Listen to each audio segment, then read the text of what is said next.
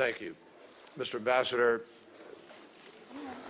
we are delighted to welcome you here today. One of the privileges and responsibilities of our committee is to shine attention on important issues when they're not part of the daily drumbeat of the news cycle. We all remember the famous moment in Charlie Wilson's war when, having achieved the objective of driving the Soviets out of Afghanistan, Charlie Wilson is stunned to see how quickly his colleagues have moved their attention elsewhere, despite, as Wilson said then, that the ball keeps on bouncing. Well, we know what came next, and how tragically too many policymakers only returned their attention to Afghanistan after 9/11. Our committee, I believe, would fail the test of history if we allowed attention today to drift from the critical situation in Sudan and South Sudan. I had the privilege of being in Sudan a number of times over the course of the last few years, and particularly for the referendum. And I saw the expressions of hope for the future and watched the difficult birth of a new nation. I was privileged to be there with Ambassador Lyman, with others, with George Clooney, John Prendergast, people who invested a lot of time and effort and energy to get to that moment. I think now we'd all do well to remember that you can have a vote to make a new beginning for a nation or for any number of things, but you can lose the future when the tough choices that follow are denied, when they're deferred, or when collective attention is somehow diverted. That's why, at a time when the world faces a lot of competing crises, all of which are competing for attention, we need to wrestle with and understand what steps the United States and our partners should take to help Sudan and South Sudan resolve the complex challenge before them. Make no mistake, it is the leaders in Khartoum and Juba who must choose between a future of conflict and poverty or a future of security and prosperity. But we must not abdicate the important role the United States can play in helping to nurture the process, just as we helped to midwife the birth of a new nation. There are actually some signs that are cautiously encouraging. On January 9th, President Bashir made the right choice in allowing the South's referendum. On July 9th, he made the right choice in recognizing its outcome and even in traveling there to welcome it. Yesterday, he announced that he would travel to Juba for the first time since independence in order to meet with President Salva Kiir. But for every step forward, there has also been a step backward toward the patterns of violence and repression of Sudan's past. In the last year, Bashir has waged war on his own people in southern Kordofan and Blue Nile. He's arrested student protesters, and he has rejected viable solutions to outstanding issues in favor of aerial bombardment and bellicose rhetoric. The past has again become prologue. For its part, South Sudan has established itself as a new nation. President Kiir has named a diverse cabinet, and the leaders in Juba have put forward serious proposals for a lasting settlement. But the country has also experienced wrenching ethnic violence. There are allegations that it has supported proxy fighting in the north, and in an act that may be justified, but may also be self-defeating, it has cut off the flow of oil. For all these struggles, we can't devalue the progress that we've seen. Peacefully creating a new state was an accomplishment of historic magnitude. Furthermore, in Abyei, Ethiopian peacekeepers have helped to bring a critical measure of stability, although it has to be said that it came after an enormous amount of the movement of people and the killing of people, and really the cleaning out of the whole population in that area. In the New York Times recently titled an article, "Hope for Darfur." And I would ask you, when was the last time you saw hope and Darfur in the same sentence? Cautious optimism may be appropriate given recent developments. Some Darfuris who are displaced are returning home. And the Sudanese government and the liberation and justice movement signed a peace agreement last year. So I look forward to hearing today whether these steps, if actually implemented and supported, could in fact become the foundation for a more lasting resolution in Darfur. At a time when there are those who want to slash the international affairs budget, I want to point to Sudan and South Sudan as examples of the power of diplomatic engagement. The CPA was signed because of diplomatic engagement. The birth of a new nation took place because of careful, sustained diplomatic engagement. We can and must continue to put our shoulder to this wheel, even as we acknowledge that the fate of these two countries lies with their people and their leaders. Sudan must escape its fatal cycle of conflict, not as some next chapter in the Arab awakening, but because it is the only way to forge a viable political and economic future for its people. The bombing and humanitarian blockade in southern Kordofan and Blue Nile has to stop. South Sudan, in turn, has the opportunity to avoid the corruption that has too often plagued oil-rich countries, and it has the opportunity to create an inclusive government that embraces ethnic diversity. Last December, I had the privilege of standing with President Kiir at the Engagement Conference for South Sudan here in Washington. At that conference, he spoke eloquently about the long road to freedom. I know that journey came at tremendous sacrifice in blood, sweat, and tears, but the long road to freedom was never intended to be a trek to perpetual conflict and poverty and violence. It was always a journey to hope and prosperity. That journey continues. Two fragile states emerged on July 9th, and we are all here today because it is in the vested interest of the international community that those two countries become partners in political and economic stability, not volatile adversaries in an already troubled region. We're also cognizant that this region is a region that extends south to the Lord's Resistance Army and extends to Eritrea, to Somalia, to Al-Shabaab, and to many other dangerous players, all of which could create a conflagration that could even eclipse the longest war, which was the war in Sudan, that saw us lose over 2 million people. So we are privileged this morning to be joined once again by the President's Special Envoy to Sudan, Ambassador Princeton Lyman.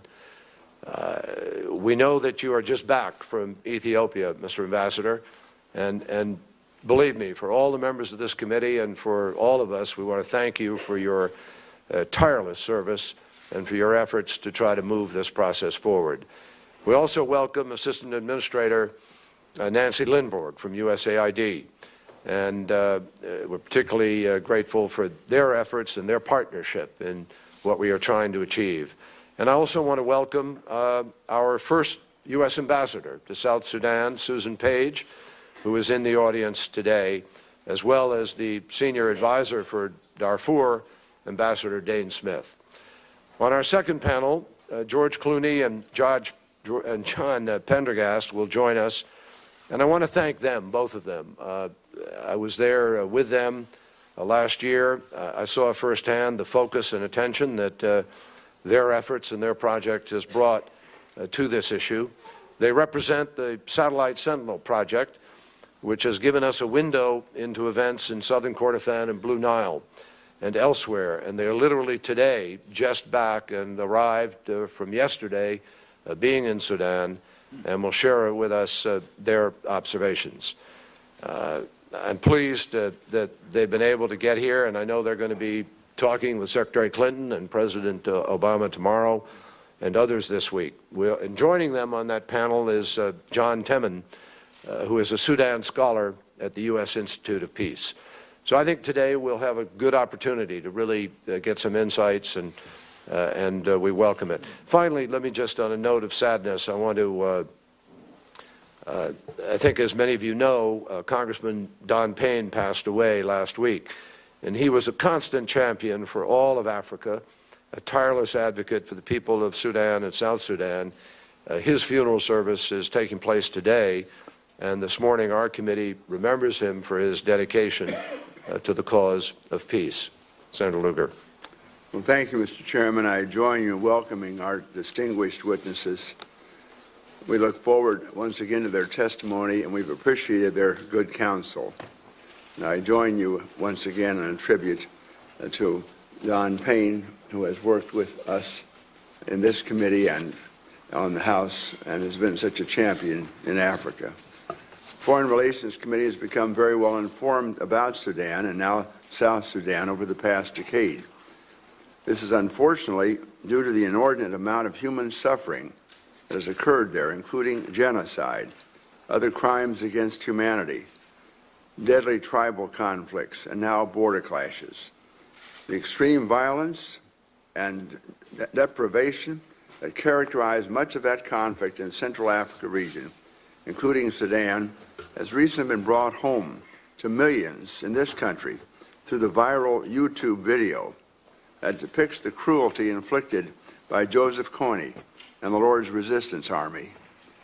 The impact of the bloody fighting between Sudan and South Sudan has been brought home in another way. When the Comprehensive Peace Agreement signed in 2005 finally achieved the separation of South Sudan from the North last July, it was hoped that the petroleum wealth they share, oil from the South, exported through pipelines in the North, would be deemed too precious for either side to forego. Instead, however, oil exports have stopped, putting upward pressure on oil prices globally. Even though the United States imported no oil from Sudan, oil is traded on a world market.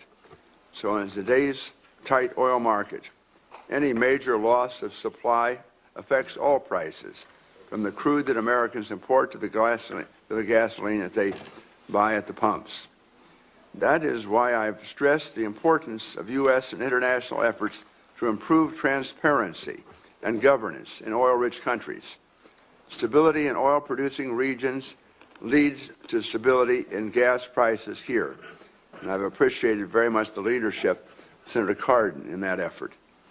Events in faraway lands can directly affect the U.S. economic and security situations, besides influencing the cost of the fuel that heats our homes and powers our vehicles.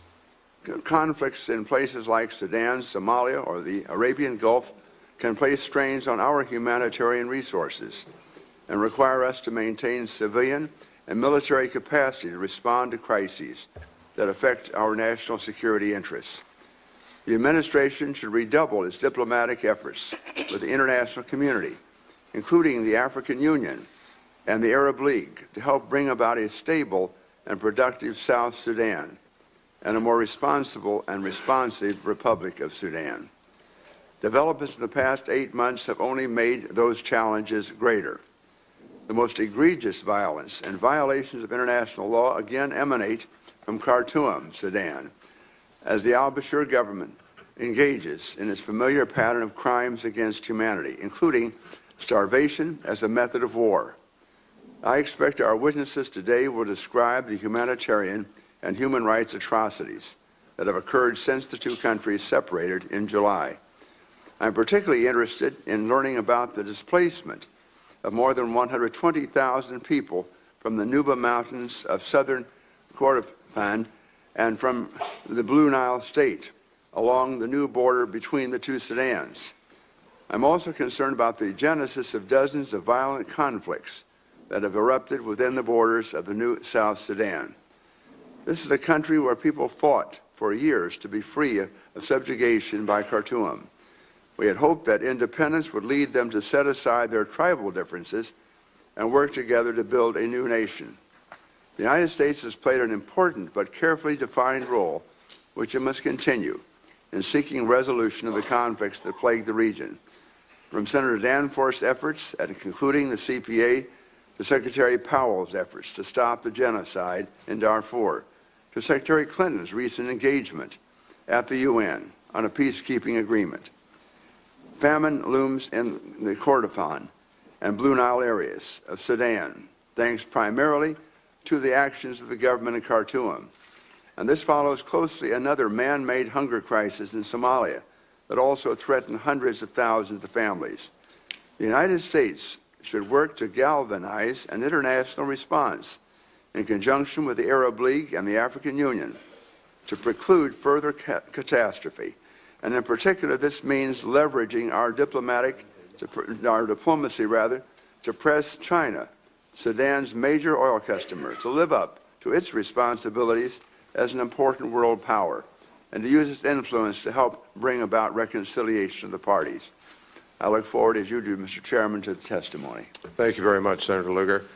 Mr. Ambassador, we'll lead off with you, and then, Madam Administrator, we ask you to follow, obviously. I do need to announce, unfortunately, we just got word that there may be as many as 3 votes in the Senate at about 11:30. So with that in mind, I'm probably going to ask for about a 5-minute round here.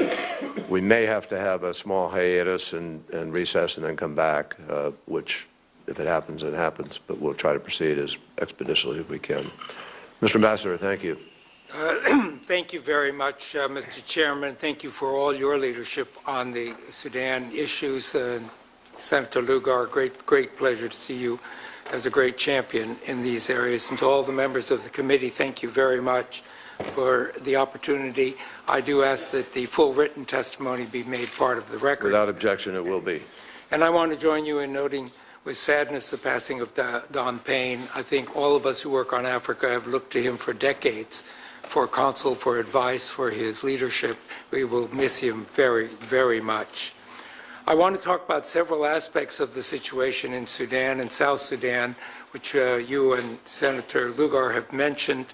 The relationship between the two have been deteriorating, and in particularly the continuing violence in southern Kordofan and Blue Nile is adding to the tension between the two countries, to border conflicts, and to a breakdown in the spirit of negotiations that's necessary to deal with oil, borders, Abyei, and almost anywhere else.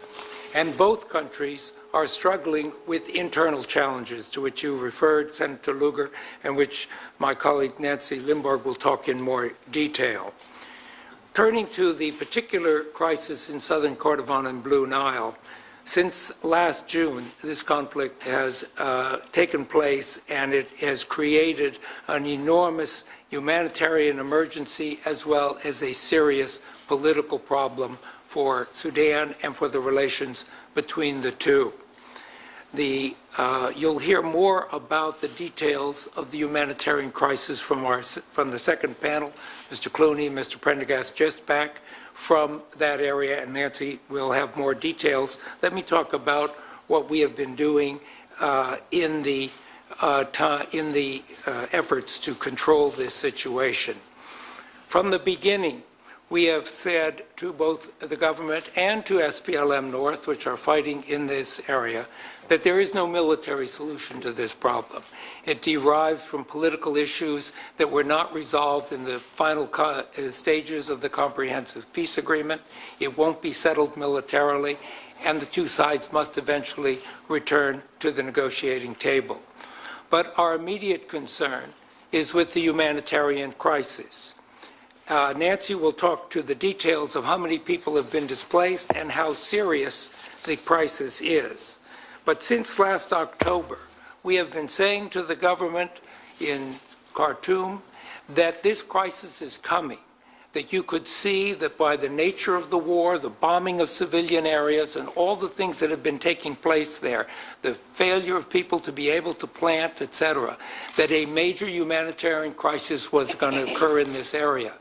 And we said that the government of Sudan must allow international humanitarian access, and that the world can't stand by, and certainly the United States could not stand by, and watch such a crisis unfold if the government did not take action.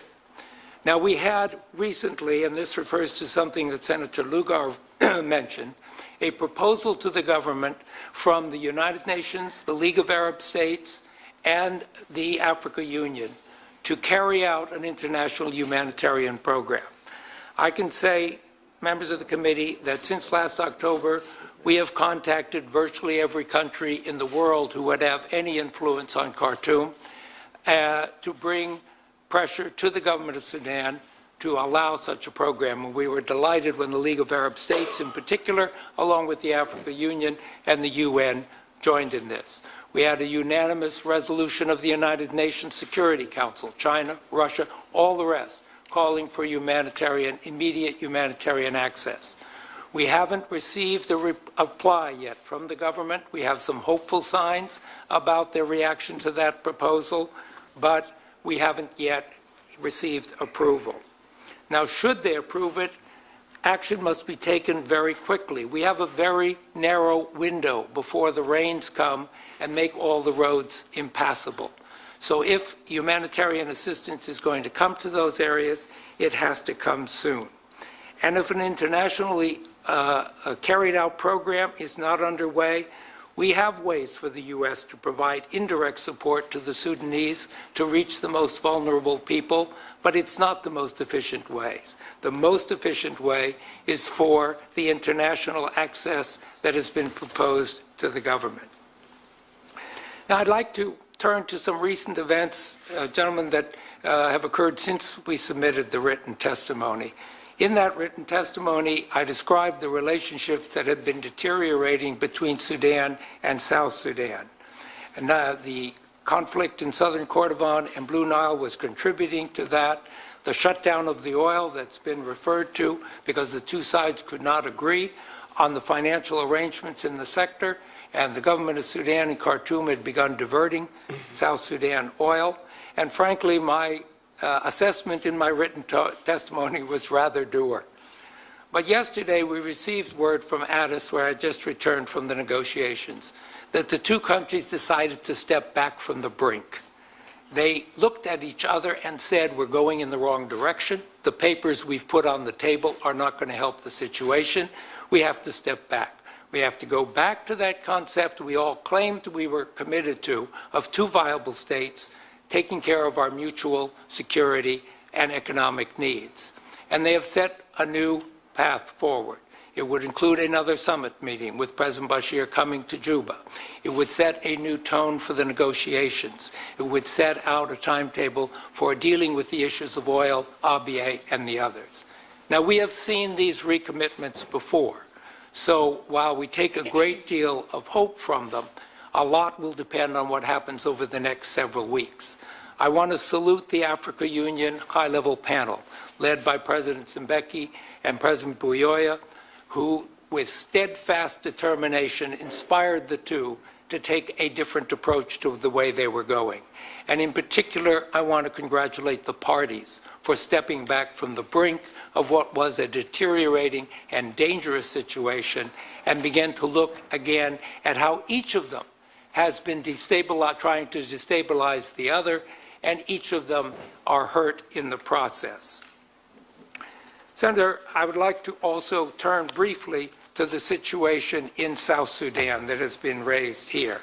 Time doesn't permit me to go into great detail, but as you mentioned, Mr. Chairman, there are a lot of challenges in South Sudan. While they've made a lot of progress in setting up the government and doing a number of things, it is an extraordinarily poor country with very poor infrastructure.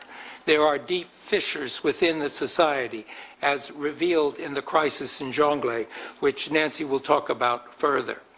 And the loss of oil revenue only aggravates this problem by depriving the government of badly needed resources.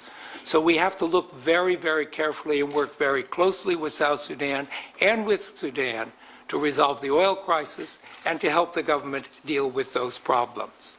Now, in Darfur, in Sudan, as you mentioned, Mr. Chairman, there's a little bit of progress, but a long way to go. As long as there are 1.7 million people still in camps and another 280,000 in refugee camps across the border, we can't say that we have really come far from the situation of a few years ago. Wholesale violence is down, but there is still a great deal of insecurity. The government signed a peace agreement with just one of the rebel movements, and we recognize the limitations of that agreement. On the other hand, it contains a lot of the elements that led to the conflict in the first place. And we will see if the government and its partner will actually implement some of these programs. We've talked to the movements that didn't sign the agreement, and several of the armed movements have refused to do so. But they too say if any benefits come from this agreement for their people, they will be happy to see it. But their focus is right now elsewhere. Just another comment about the situation in Sudan itself. In Sudan, they are also facing an economic crisis. The loss of oil revenue has taken away 70% of their revenue. Food prices are rising. Foreign exchange is very short. And they are fighting on three fronts: Southern Kordofan, Blue Nile, and still somewhat in Darfur. As we have said previously on many occasions, the fundamental problem, the fundamental challenge in Sudan is the governance of the country. There is still a system where the center dominates the periphery, where there's a deprivation of human rights, where wars are fought with terrible violations of people's rights and protection. And until that changes, until there is a new political situation in Sudan that is inclusive, that is democratic, that brings all the people of that country together, they will not come out of the problems they have. And they will not resolve their differences, not only with the United States, but with many other countries of the world. That is the message, that is the task that all the people in Sudan have to turn to. And that's true of the people who are fighting. The Sudan Revolutionary Front, which has taken up arms against the government. They too have to project an image of what Sudan would look like. What do they want? How do they see an inclusive Sudan so that people can come together with a new political system? Until that happens, Sudan will be in difficulty, and we urge them to rise to this challenge as well. Mr. Chairman, I'm happy to answer questions on these and other matters, but I hope this gives you a general picture of where we have been working. Thank you. Indeed, it does, Ambassador. Thank you very much. Very helpful, and we look forward to following up with questions. Administrator Lindberg. Thank you. Chairman Kerry, Senator Lugar, members of the committee, thank you very much for having this hearing today and letting us talk together about Sudan and South Sudan. I would echo your and Ambassador Lyman's sentiments on the passing of our friend and colleague, Congressman Donald Payne, and just note that Administrator Shaw of USAID just launched the Donald Payne Fellowship that will encourage members of minority groups who are historically underrepresented in development careers to join USAID. So we're honored to help foster his legacy through this fellowship. As you noted, only 8 months ago we celebrated the peaceful separation of South Sudan from Sudan in a moment of almost euphoric hope. And despite the positive momentum of that peaceful referendum, these two nations, as we knew at the time, faced considerable challenges. A legacy of 50 years of conflict, a set of unresolved issues from the Comprehensive Peace Agreement, the stresses of severe underdevelopment in South Sudan, which ranks as one of the poorest countries on the earth. And while there has been progress, we are deeply concerned at the reemerging conflicts in the region that are undermining the peaceful pathway for both of these two new nations and are creating grave new humanitarian crisis. We are very focused on the potential challenges and solutions of the heightened crisis in each of the three areas, Southern Kordofan, Blue Nile, and Abyei, the intercommunal violence in South Sudan, the challenges of sorting out nationality and status after one country becomes two, and the not yet resolved 8-year crisis in Darfur. My written testimony has details on each of these flashpoints, as well as some of the challenges resulting from the oil revenue shortfall and austerity measures. But for today, in the interest of time, let me just focus on two of these critical issues, the two areas and the rising intercommunal conflict in South Sudan, and I'd be happy to answer any other questions following. In the two areas, heavy fighting between the Sudan Armed Forces and the SPLM North since last June has resulted in over 130,000 refugees that have moved into South Sudan and neighboring Ethiopia. Inside South Kordofan, there are 300,000 displaced and severely affected, and another 60,000 inside Blue Nile. We have seen heavy aerial bombardment, long-range shelling that has terrorized communities. It's cut off people's access to food, health care, livelihoods, trade. The last planting season was disrupted, and reports are indicating that the coping mechanisms of these families and communities for survival are being exhausted in certain parts of the region. International humanitarian access has been largely blocked since the beginning of this conflict, and the government of Sudan continues to prevent aid from reaching the many civilian Sudanese who are desperately in need. USAID's humanitarian partners are continuing their efforts to provide assistance to those government of Sudan-controlled areas of South Kordofan, and reports are indicating some progress there. However, for those who are in the areas controlled by the SPLM North, the outlook is worsening. Current predictions are that up to 250,000 people in those areas now face a serious emergency, which is one step short of famine by the end of April, if the violence and the restrictions on humanitarian access continues. It is imperative to have immediate humanitarian access to all the communities affected by the conflict in South Kordofan to stave off an emergency situation for 250,000 people in the coming months. Similarly, Blue Nile is facing equally devastating impacts, and as with South Kordofan, access will be very limited in May once the rains begin.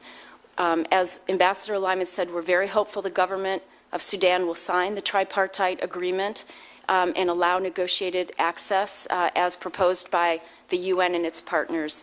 If necessary, we will examine ways to provide indirect support to Sudanese humanitarian actors to ensure the most vulnerable receive assistance. Should the government of Sudan sign the agreement, we stand ready to immediately deliver food and humanitarian assistance to those in need. Let me briefly highlight the explosion of violence that occurred recently in Jonglei State in South Sudan, along with other intercommunal violence that has plagued the South, because these incidents really underscore the fragility and fledgling nation of the new state and the need for deeper engagement for us to mitigate the instability and to continue to promote accountability. We were able to respond with emergency assistance in Jonglei State with water, sanitation, food, and hygiene, and we are standing ready to provide assistance to those needs across the South. But resolving these issues and conflicts in the long term will require sustained engagement with the government of South Sudan and from the government of South Sudan. Without their pledge to address security, corruption, and governance issues, donor help will not be sufficient to achieve stability. Coming so soon after the celebration from South Sudan, this confluence of crises is very alarming to us. And there has been progress. Just to note that with U.S. assistance and the commitment of many of you on this committee, we have been able to help transform the government of South Sudan from a concept to a government. And more than 1 million people now have access to clean water. Children's enrollment in schools is up from 20% to 68%. These are accomplishments to celebrate. And the referendum on self-determination was itself an extraordinary success. And unfortunately, we're seeing how long it takes to emerge from half a century of conflict, and with even a sturdy peace agreement, the perniciousness that will continue as we look at what will be a long-term effort. Thank you for the focus of this committee, for your continued attention. It is needed. This will be a long journey, and we must stay engaged to enable success for these two new nations. Thank you. Thank you very much, Madam Administrator. Let me begin, if I may, by asking you, Ambassador, first of all, do you have a date or do you know when this visit of Bashir to Juba will take place? We're hoping it'll take place within 2 weeks. What the parties agreed is that they would go back, that Juba would issue an invitation to President Bashir They do want to make sure, do a lot of preparation so the summit produces concrete results, not just general. So they will have to do a lot of work. Thabo Mbeki and Pierre Buyoya will also do shuttle diplomacy during these 2 weeks to help the preparations for the summits. But we're hoping it'll take place in about 2 weeks. And do you have, at this point, I know it's the news only came out yesterday, but do you know what the agenda will be, the specific topics and breadth of this discussion? The idea is to ratify 2 agreements that were signed in Addis, and one I was very particularly happy to see signed, and that's on the nationality question. That is the protection of Southerners living in the north and Northerners living in the south, that they don't become stateless. And procedures were set up and agreed to.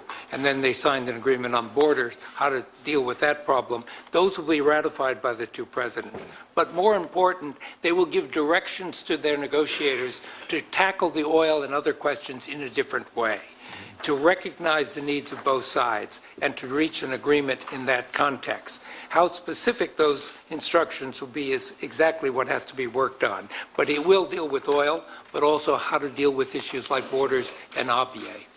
And given that it's really a north-south discussion, obviously resolving the oil thing would be an enormous step, a huge step forward. Will the Blue Nile South Kordofan access issue be on that table, or is that going to be a separate track? Well, it will be on the table in 2 ways.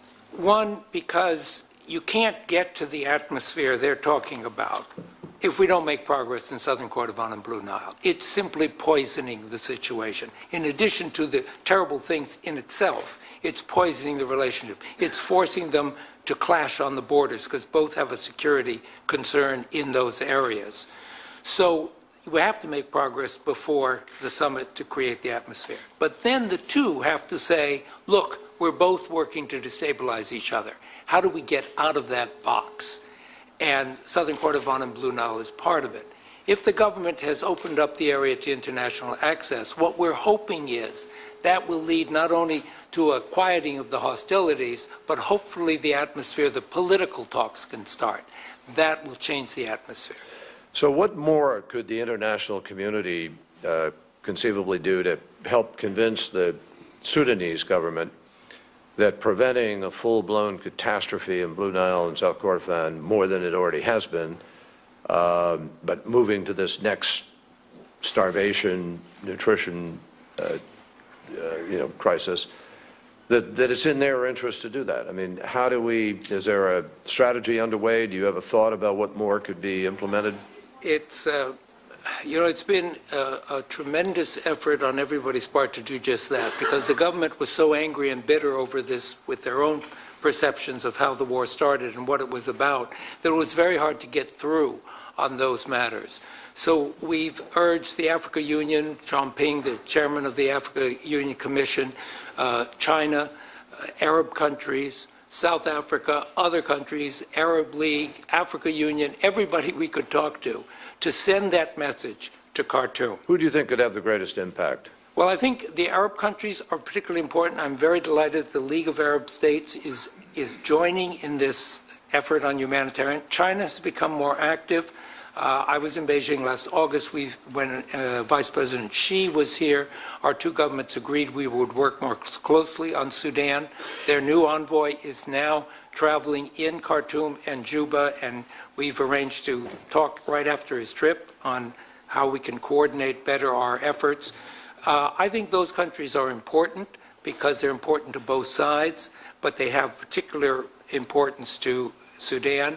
But I think another factor, quite frankly, Mr. Chairman, is the realization, the growing realization, I think, in Khartoum, that there isn't a military solution to this problem, and that simply going on with the fighting and facing the opprobrium of a humanitarian disaster is not in their interest. And I think all these efforts have contributed to that, and I'm hoping that we will get better news in the days ahead. Just one other quick question, my time is up, but when we chatted a number of months ago, and I subsequently chatted with President Kiir about the oil shutdown issue, one of the concerns which you raised and others did was this question of what the cost of restarting up would be and what the damage might be in the process. Have we been able to assess that? Have you assessed that? And can you share with us what our knowledge is about how difficult it might be to bring that oil production back online? The feeling now is that if you started production tomorrow, by the time you got the pumps going, by the time you sent the oil up through the pipeline, made the contract, sent the oil, it would be 4 months before the first dollar would come in. And that is worrisome because both sides are facing deep economic problems. But that's the latest estimate. Well, colleagues may follow up on that. We'll see. Senator Lugar. Ambassador, I just want to get some sense from you as an experienced diplomat. It's been apparent in Khartoum for a long time that they would face, as you say, the opprobrium of the rest of the world with regard to starvation and the privation that's occurring in the South, maybe even with some of their own citizens. But with that government, really, what makes a difference? In other words, they have faced for a long time the statistics we've heard today of tens of thousands, hundreds of thousands of people dying in the process.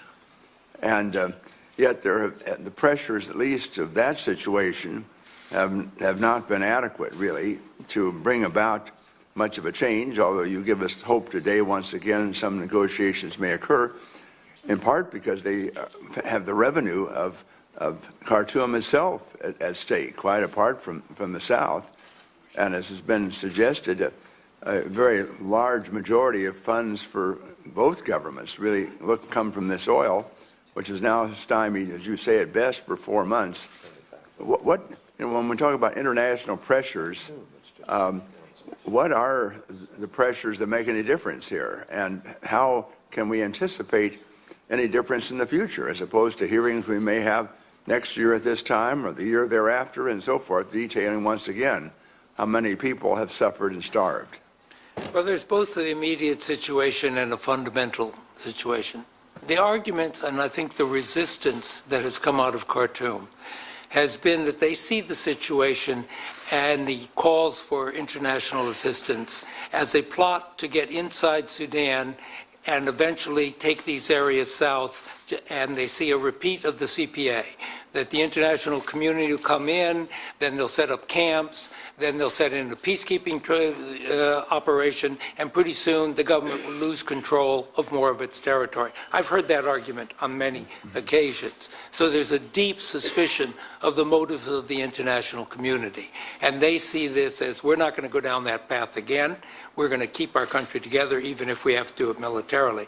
So it's taken a lot of time and effort to say, look, you're looking at it the wrong way, and you're looking at it in a way that's going to hurt your own interests very greatly. And to deal with this deep suspicion about motives, to have the African Union, the League of Arab States joining with the UN helps a great deal. So that's part of it. Part of it, too, is this fundamental question of how they're going to govern the country. How do they treat areas that around the periphery, if you can call it that, different ethnic groups, etc.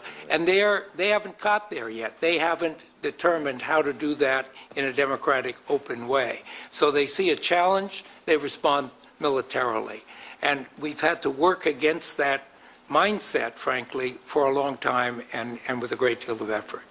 Well, our dilemma, clearly, and Ambassador Lemberg here, USAID, we're attempting to be of assistance a lot of places.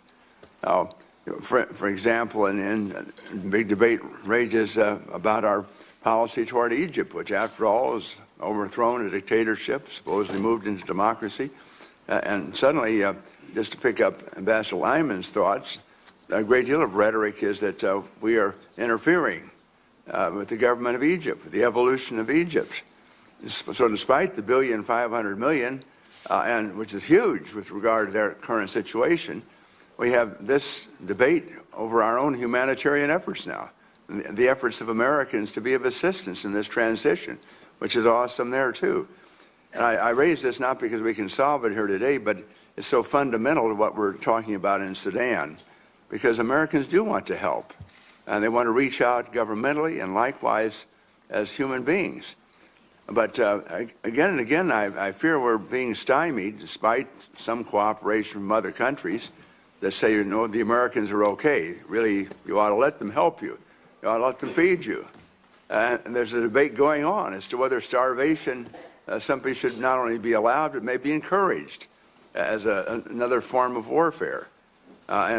This is really a fundamental foreign policy problem we're going to have to face, because despite our very best attempts, we're now being rebuffed by those who say this is just simply gross interference, invasion on your part, and we're not going to allow it, and if we're going to starve, we're going to starve by ourselves or starve each other, which is awesome. Well, having made that pronouncement, I appreciate so much, Ambassador Lyman and Ms. Lundberg, your work really on the ground, because you have to try to work through this dilemma presently, and we admire what you're doing and your testimony. Senator Cardin. Well, thank you, Mr. Chairman. I, too, join in thanking our two witnesses for everything you're doing to make a difference in the lives of people who are being victimized. I also want to thank those on the second panel, George Clooney, John Prendergast, and Jonathan Temin, for bringing a spotlight on this issue that otherwise it's difficult. There's so many issues in the world. You are really helping us focus on this humanitarian disaster. You set this up with the three fronts in Sudan, which adds to the complication. We're dealing not only with the two areas, we're dealing with the Sudan and South Sudan issues, and we're dealing with Darfur. As I listen to the testimony of what's happening in the two areas, it reminds me of testimony 8 years ago was happening in Darfur. And Darfur happened under our watch, which was a failure of the civilized world to take appropriate action to end the disaster against innocent people. Are we going to go through the same thing in the two areas? Basically talk about this for years and see thousands or hundreds of thousands of people's lives ruined forever? So it's very frustrating, I know, for all of us. But is there a lesson that we learned from Darfur that we can use to prevent that happening in the two areas? What mistakes did we make in Darfur that we don't want to repeat again? Can you just help us on this? I just don't. There's an urgency, and I understand getting humanitarian aid in there. That's great, and we're going to talk about it. But if we talk about it and talk about it and talk about it, people are dying. Well, Senator, you really put your finger on a very fundamental question of what do we learn from these situations and how do we prevent them from repeating themselves.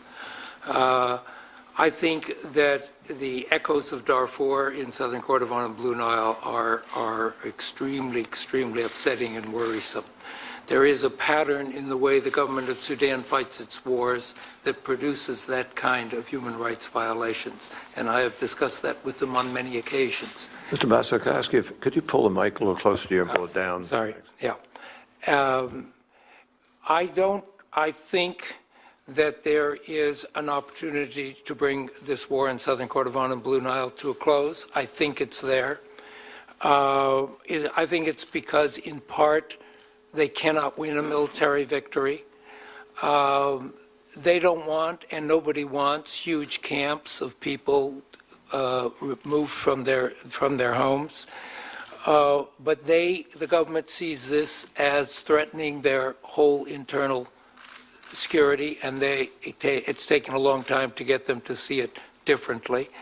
I can't promise you that we're going to get out of this war soon. But I think what we did learn from Darfur is that organizing and mobilizing the international community early on, getting concerted and united pressure. Up until quite recently, the United Nations Security Council wasn't united on Sudan. The statement that was made just recently was a very strong, united statement of all 15 members. It makes a difference. Having the League of Arab States weigh in, as well as the African Union, makes a difference. So I hope that we have learned some lessons and are going to make some progress on this. But I share your frustration. I would just point out that until we change the way the Sudanese government conducts its security issues, there's little hope that we won't see a repeat of these disasters. The failure to bring the government to account for their violations of international law, we're paying a heavy price for that. Every time we take a pass on enforcing crimes against humanity, it makes it more likely we'll see a repeat of this in the future. One last question. You mentioned the impact as it related to the Sudan and South Sudan, the impact in the two areas. Is the conflict in two areas also have an impact on what's happening in Darfur? It does in this way. The SPLM North, which is fighting the government in southern Kordofan and Blue Nile, has teamed up with three of the Darfur rebel groups to form this Sudan Revolutionary Front, so that it has become a wider coalition of anti-government forces, and they are cooperating more. And what's happening with the groups in Darfur are focusing more on national issues and, from their point of view, regime change than specifically on Darfur. So it is having an effect on the Darfur situation and linking the two in the way I've described. I join with the chairman and thank you, both of you, for your commitment on this. But I would just like to say thank you, and I appreciate, as Nancy does, the personal thanks. But I have to tell you that neither of us could do this job without the extraordinary focus of President Obama and Secretary Clinton on Sudan and South Sudan. They follow it very closely and are heavily engaged, and that makes all the difference. Thank you. There's been strong U.S. leadership in this region for a long time, but still the humanitarian disasters continue under our watch. Thank you, Senator Cardin. Senator Corker. Mr. Chairman, I think the witnesses' testimony has been outstanding, and I really think the first three senators have framed this very well and expressed exasperation and concern that all of us have. I have limited abilities, but one of my strengths is math, and I can see that if we continue this, our second panel, who I understand have been through a pretty harrowing experience in getting here, we're going to have a very disruptive session when votes begin. So I'm going to pass on questions so that we can proceed and hopefully get the testimony of the second panel before this hearing is disrupted. And I thank you for calling it. Well, thank you very much, Senator, for that generous offer, and we'll see where we wind up here. But Senator Menendez. Thank you, Mr. Chairman. I'll try to be brief, but I'm not going to pass because I don't always have the opportunity to have some of our experts here before the committee. I want to follow up where Senator Cardin left off. You know, we say never again, and yet we live through time and time of experiences in which never again actually manifests itself. And so I'm wondering, what is it that we can do that we are not doing, working with our allies, to create the pressure so that, in fact, some of the atrocities that are taking place can stop? You know, when Sudan continues to turn to other countries, China, Russia, Qatar, for assistance, when they look at their the Sudanese pound depreciating more than 50% since mid-2011, that's an opportunity, an economic opportunity in which we can use that necessity to try to change behavior. And I just don't get the sense we're doing that. So what is it that we are not doing that we could do, particularly with our allies, to change the course of events that Senator Cardin talked about? I think the opportunity is coming up as a result of this agreement that was reached in Addis, because what it focused on more specifically was the recognition on the part of the negotiators from Khartoum that they face a very major economic problem. And the only way out of that is not just an oil agreement with the South, because the South can only provide so much out of that. And therefore, what matters is the kind of assistance they will get from their friends in the Arab world, China, etc. And what now we can do, and I think it's important that we do, is work with those countries on the kind of support they offer to Khartoum. That is, to encourage Khartoum exactly in the way you say, that they have to deal with Southern Kordofan and Blue Nile. You can't have a big investment and donor program in the middle of that. But also to give them encouragement that if they do the right things and do make the right kind of agreements, that the support would be there for them to deal with their major economic problems. That's what I think we have to work on a great deal more. A colleague of mine is going to be visiting the Middle East later this month to talk with the countries in that area. As I said, I've been in close touch with the Chinese government on this, and I think we can do more to bring that part of the international community together, because Sudan does face this very serious economic crisis, and there's only one way out of it. And do you believe that they have the interest, since they have been offering financial assistance, to leverage the financial assistance to create the other result that we want, which is the crisis dispute, the resolution to the crisis dispute? You know, they have some interest. Some of the countries have stopped giving Sudan considerable assistance. So we have to gauge exactly how they perceive this situation. And I think that's one of the tasks we have to engage in the next few weeks. Finally, Ms. Lindborg, let me ask you, on our second panel, Mr. Clooney and Mr. Pendergast are going to speak about their satellite Centennial project, which uncovers threats to civilians using satellite imagery in order to generate a rapid response. Does the State Department view this as an opportunity, as a model that can be used for monitoring conflicts in other parts of the world, in the midst of which we are in several locations, Syria to mention one? Yes, thank you. You know, there is a lot of focus in looking at how we can better predict and understand the possibility of coming atrocities. And there's an initiative that President Obama has put forth that has a focus on identifying a whole array of ways in which we can gather information that helps us prevent humanitarian crisis. So we're very interested in this as one of the models. Thank you, Mr. Chairman. Thank you very much, Senator. Senator Isaacson.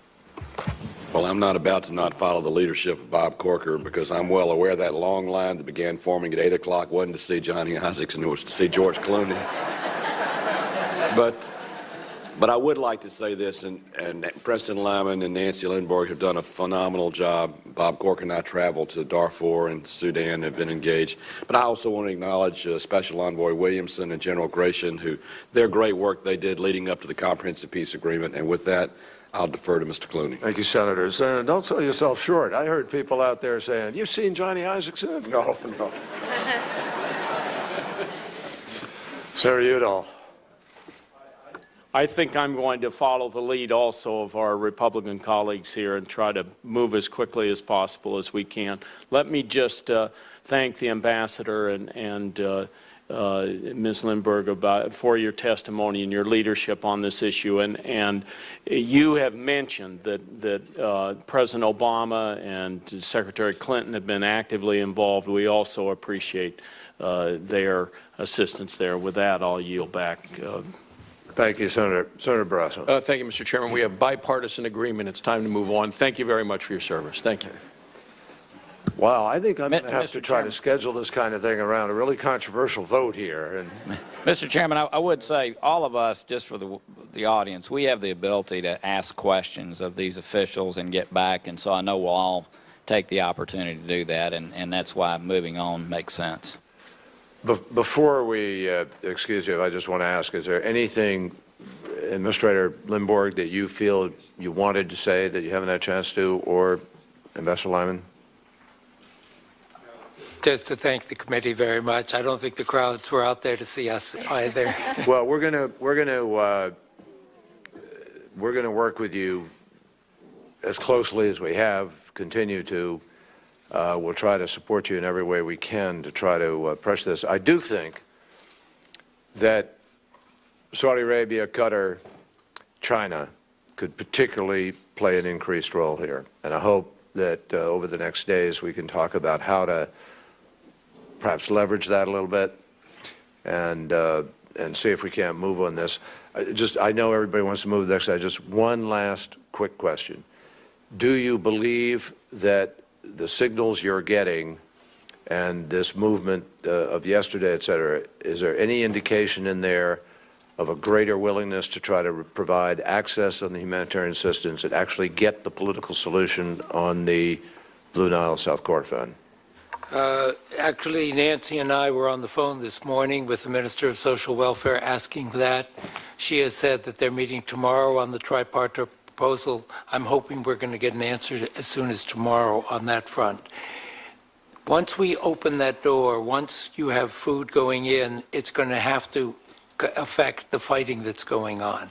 And you have to protect the humanitarian workers. And that, we hope, is going to create an atmosphere where political talks start to happen. We're hoping that. It hasn't been agreed yet, but that's the direction we want it to go. And this is a tricky question, but an important one. Do you have evidence, are there indicators of the South's direct support for proxy efforts in that area? We have said to the government of South Sudan that supporting that those fighting in southern Kordofan is very dangerous, and we can see the results already, the retaliation, the bombing across the border. And we've had very candid talks with them about it, and part of the reason that they are going to this summit is to discuss that frankly between the two governments. So I'm hoping that that will be on the agenda. Well, thank you very much. We're as appreciative as everybody has said. You've come back to take this on, and it's a tough task, and we're really happy to have your expertise and your skill and the commitment of both departments to this. And we thank the Secretary and the President for their focus on it. Thank you. Let's try to move seamlessly if we can. I'd ask George Clooney and John Prendergast and John Temin if they would come up so we don't interrupt here in the process.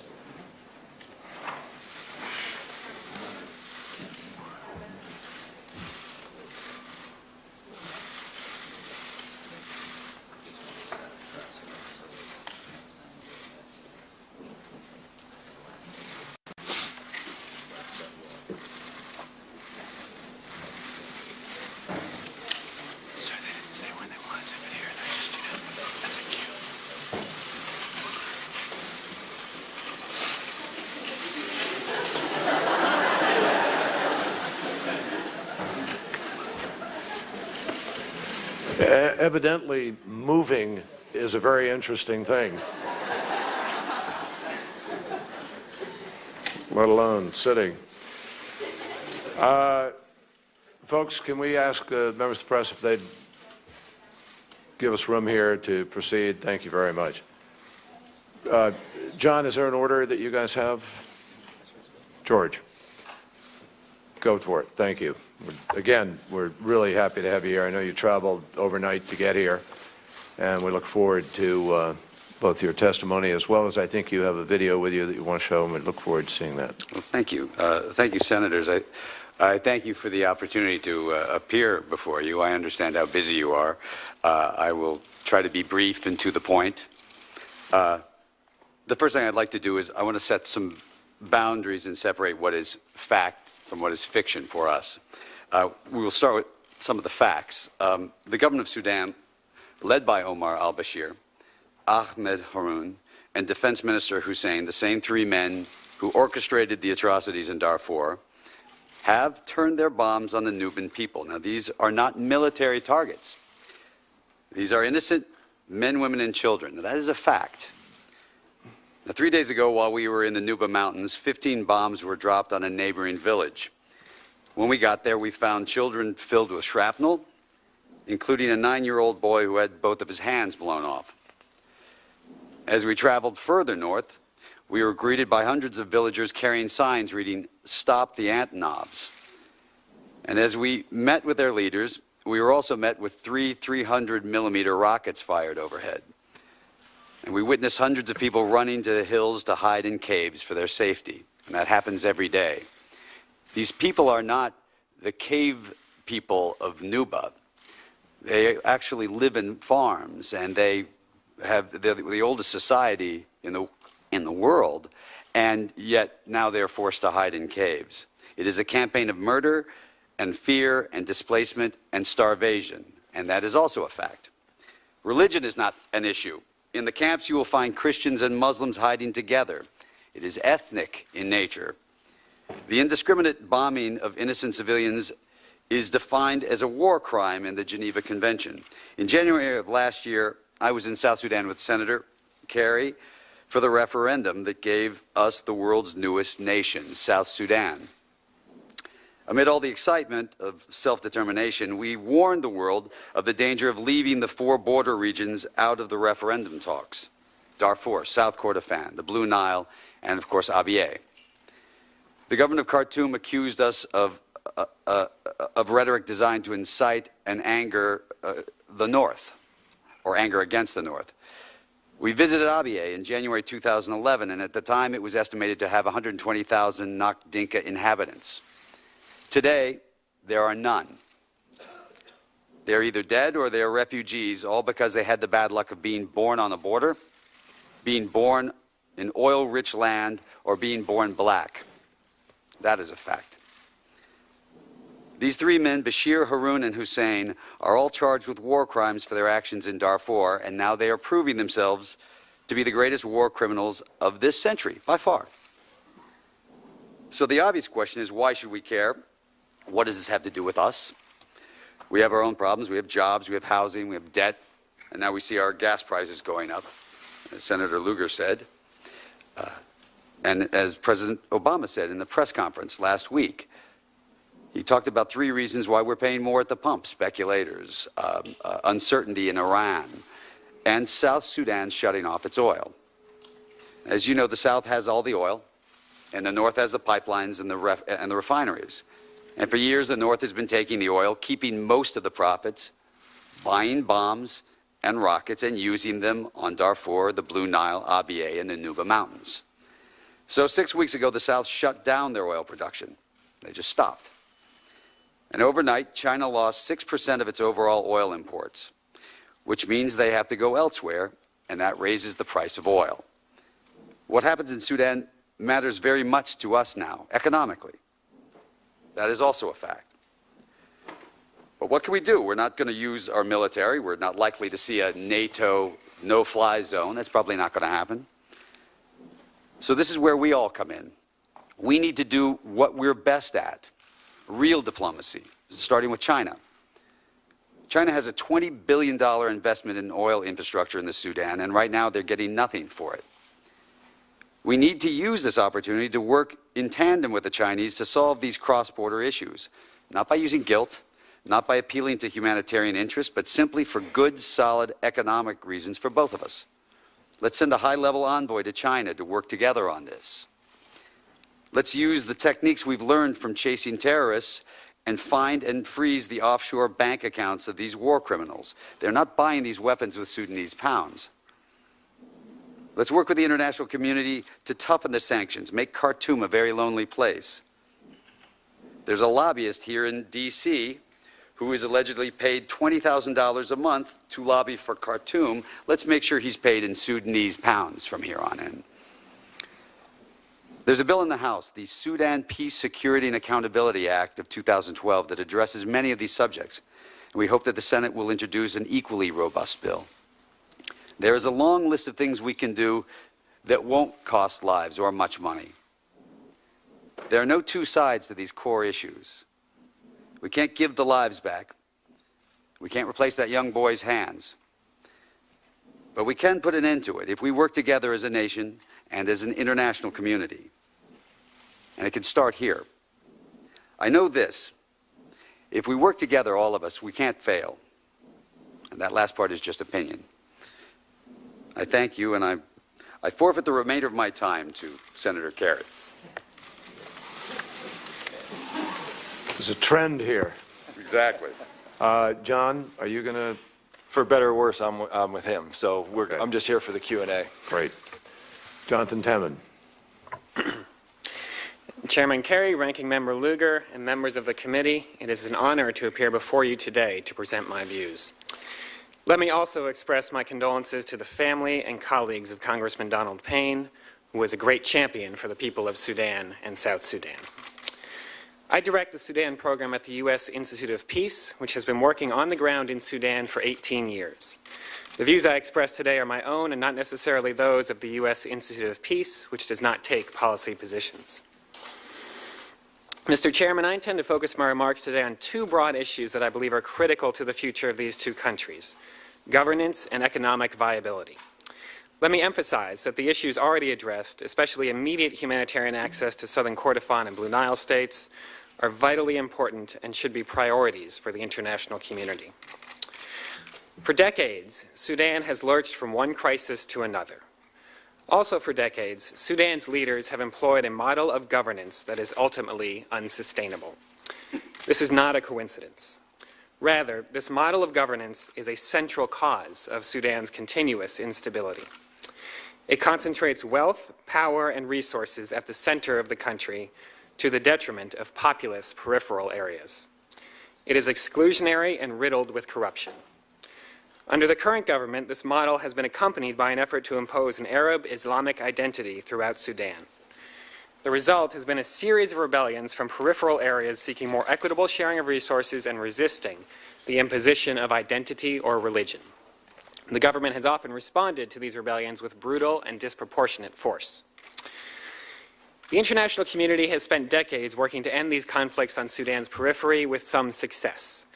But the international community continues to chase these conflicts around the periphery while rarely making concerted efforts to help Sudanese reform the flawed governance model at the center. It is time for that approach to change. It is time for a more comprehensive strategy for addressing Sudan's challenges, rather than the piecemeal approach too often adopted. This will not be easy. The government of Sudan has shown little appetite for self-reflection or reform. But given the dire economic situation, mounting internal resistance, and climate of change throughout the Arab world, they may have little choice. One opportunity for reform lies in the process of developing a new constitution. That process is a natural venue for dialogue about the nature of the Sudanese state and how it should be governed. But the process must be inclusive, participatory, transparent, and consensus-based. The international community should draw attention to the importance of that process and work to convince the wide array of Sudanese political entities of its value. USIP has been working to help Sudanese civil society organizations promote a genuine constitutional development process. Concerning South Sudan, it should be noted that the South Sudanese leadership did an impressive job navigating their country to independence. But since independence, there has been growing concern about the government of South Sudan's commitment to good governance and tackling corruption and their ability to stabilize the fledgling nation. The United States has an important role to play in helping to arrest and reverse these trends before they are fully ingrained. The United States has been a friend of South Sudan for years, and that should continue. But it is now time for South Sudan to be held to the same basic standards of governance and transparency as any other independent nation. While recognizing the limited capacity of the government of South Sudan, the United States should be clear in articulating these standards and candid with South Sudan when those standards are not met. Turning to economic issues, as the shutdown of South Sudanese oil production continues, the economies of both countries are under considerable strain. In Sudan, a key question concerns whether Sudan will receive economic assistance from friendly nations. This will be the sovereign decision of other countries, but the United States should encourage that any assistance provided be closely linked to progress on key priorities, such as the type of fundamental governance reform described earlier and implementation of the Doha document for peace in Darfur. In South Sudan, the decision to suspend oil production has been well received by the South Sudanese population so far, but one wonders how it will be viewed in 6 months or a year if there are substantial budget cuts that reduce already minimal service delivery. Talk of building a new oil pipeline through East Africa in 18 months is exceedingly optimistic. The government of South Sudan should be straightforward and candid with the population about the implications of a continued shutdown in oil production. The silver lining is that the difficult economic circumstances in both countries create leverage for the international community. Both countries desperately need outside assistance. International coordination of any economic assistance will be crucial, so that it is clear for both countries that assistance provided is contingent on certain steps each government must take. I want to again express my appreciation for the opportunity to address this committee. I look forward to any questions you may have. Thank you very much, Mr. Timmon. That's very important testimony, particularly with regard to the equality of accountability. And I think it's something we're going to have to think about. George, if I could ask you, we talked earlier about your trip and what you observed. I know that you've brought a video, I think, from that, but could you describe, give us a sense of what you really saw on the ground and what you see perhaps from that as the most critical, immediate first step emergency that we need to take? Well, what we saw in general, what we saw was Nubian people who were incredibly vulnerable. The issues that Ambassador Lyman was talking about are the biggest one, which is there's a rainy season coming, and there is a great many people who could starve to death. This has been done intentionally. These people usually are farming and have planted by now. They're hiding in caves. What you see is a constant drip of fear. Every single day, those ant knobs fly overhead. Now, these are not particularly accurate bombs. These are big planes with bombs, and they open up the cargo door and they just throw them out. If they were aiming for you, it would probably be the safest place you could be. But what it does is it creates this environment of fear. Every time you hear that the sound of those engines, and it takes about 5 minutes for them to get there, and they circle. Every time you hear the sound, everyone runs and runs to the hills. It creates fear to keep them from doing anything, really, to their ability to do anything. And they're there without any protection. We went, one of the roads we went up had recently was taken by the North, and then the SPLM sort of fought their way through it. There were a lot of dead bodies on the side of the road.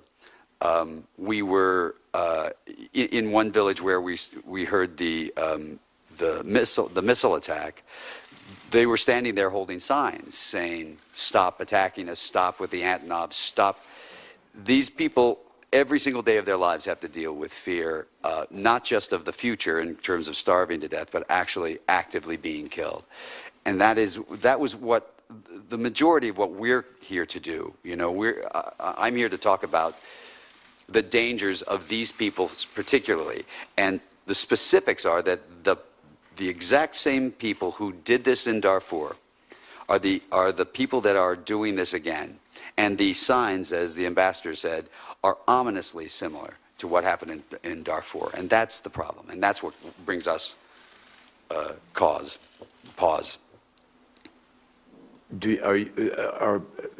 I gather you have a video. Are you going to show that? I beg your pardon?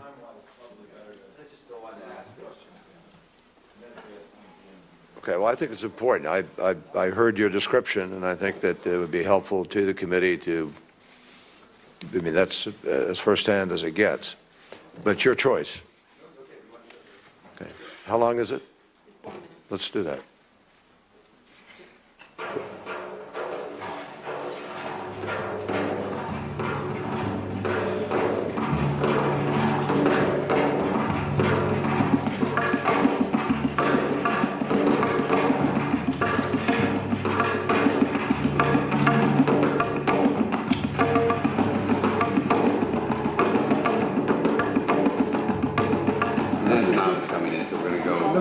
Okay, we're moving. We're going.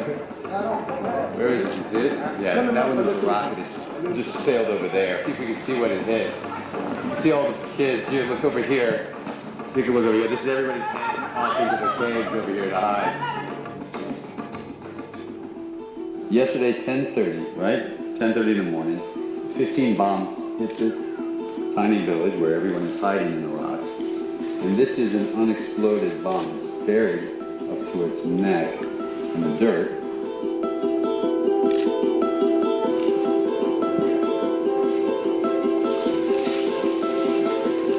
Like that.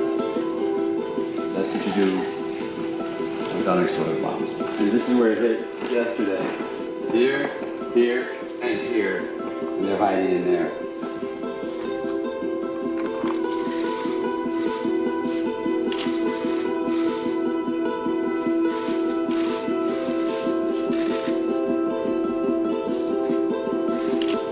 This was yesterday? There it is. That was taken out of that young man's leg 2 hours ago? Yeah. You're a very brave boy.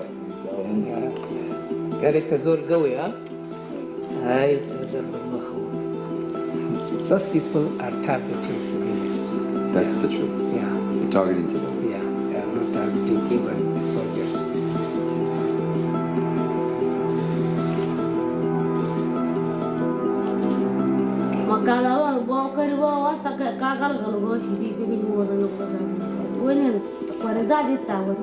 There's a bullet. There's a bullet wound there. And do you know who is attacking them? Does she know who it is that's attacking?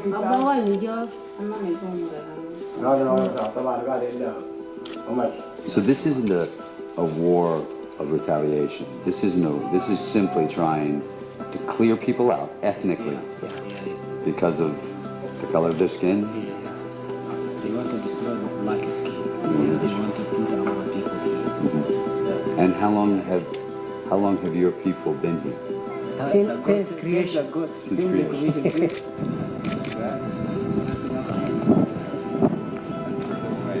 How many is this total today? This is a civilian protection crisis. We talk all the time about, the responsibility to protect human life. Right here is a ground zero for that responsibility.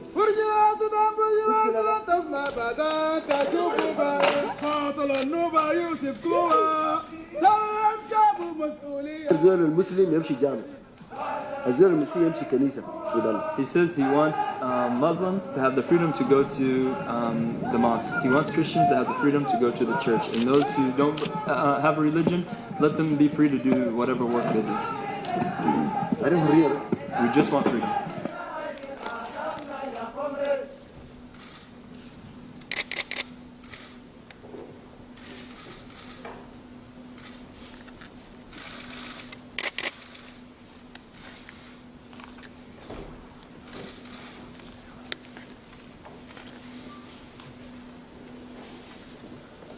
Well, I'm glad we did show that. I'm glad you brought that. And I think it was an important part of the testimony.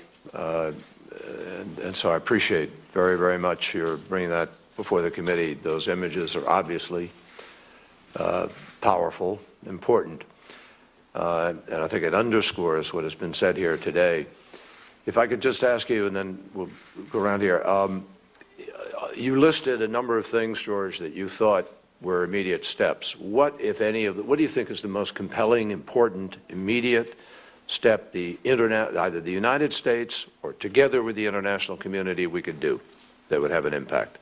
Senator, there's a fairly popular feeling that this shutting off of oil by the South is damaging to both, and that there's very good arguments for that. You could argue that if it was the United States and we were at war with Canada and sending them oil and they were buying bombs with it, we would probably stop. But the truth of the matter is, what we really need to do is we can take this moment and engage with China, I think, for the first time. I've gone to China and tried the version of, hey, you've got an Olympics coming, maybe it wouldn't look so good if you're supporting the attacks in Darfur. That doesn't really work. Guilting people often doesn't. There are economic reasons to do this for both of us, and it seems to me that we could use this opportunity, this window of opportunity, before it gets too late, by sending a high-level envoy. And I do believe we should absolutely focus on where their money is, because they're spending a lot of it, and they're hiding a lot of it. Even if we can't freeze it, the transparency itself, we've seen how that works in other countries during this Arab Spring. When you find out how much money they actually have taken from their own people and hid in banks, that tends to create insurgents inside. So I think that those are the two major steps that could be done. That's our belief. There are many others. Senator Lugar.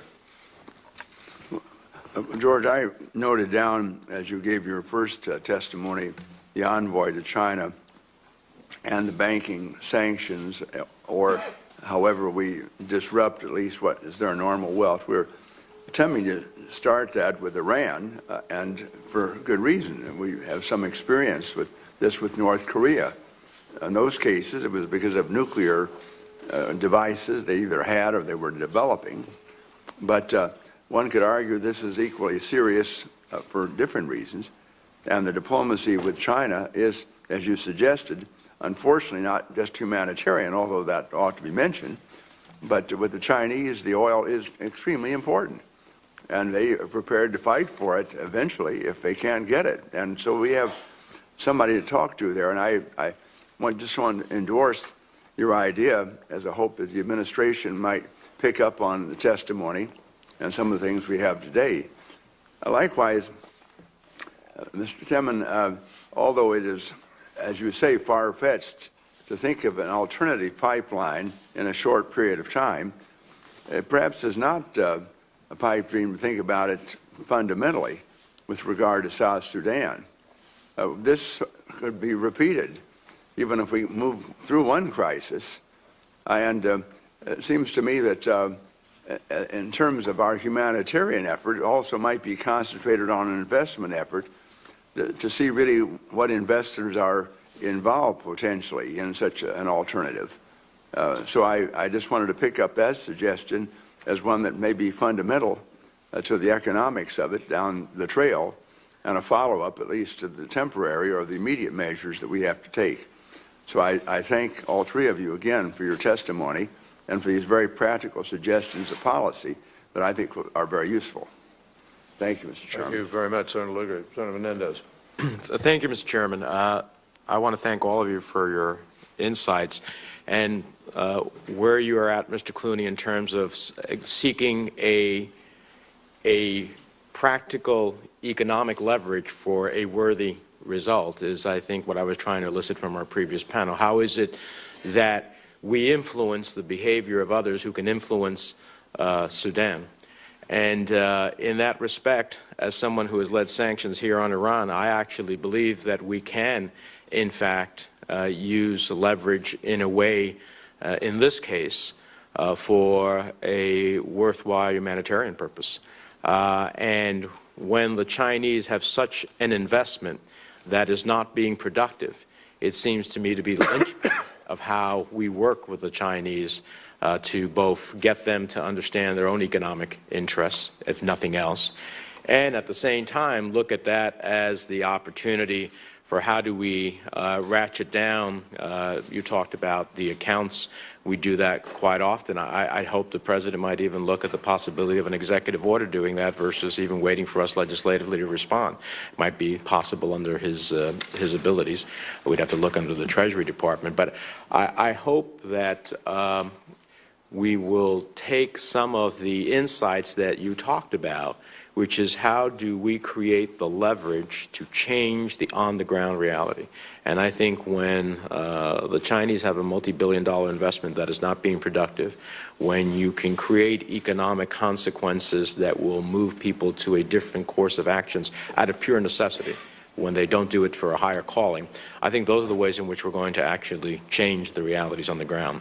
So as someone who's been a big advocate here on sanctions for different purposes, I think they can work, especially when we can multilateralize them. So it'll be, but often the United States has to lead in order to get the rest of the world to follow. So I appreciate those insights, and I hope our friends from the State Department are listening and that we could take it into action. And I certainly will be looking forward to doing that as one of them. So thanks. Thank you very much, Senator Menendez. I note that Ambassador Lyman and Administrator Lindborg are still here and indeed listening, and I know that they also talk to and work closely with John Pendergast and George Clooney, so that hopefully, I'm confident we'll follow up on this. Senator Corker.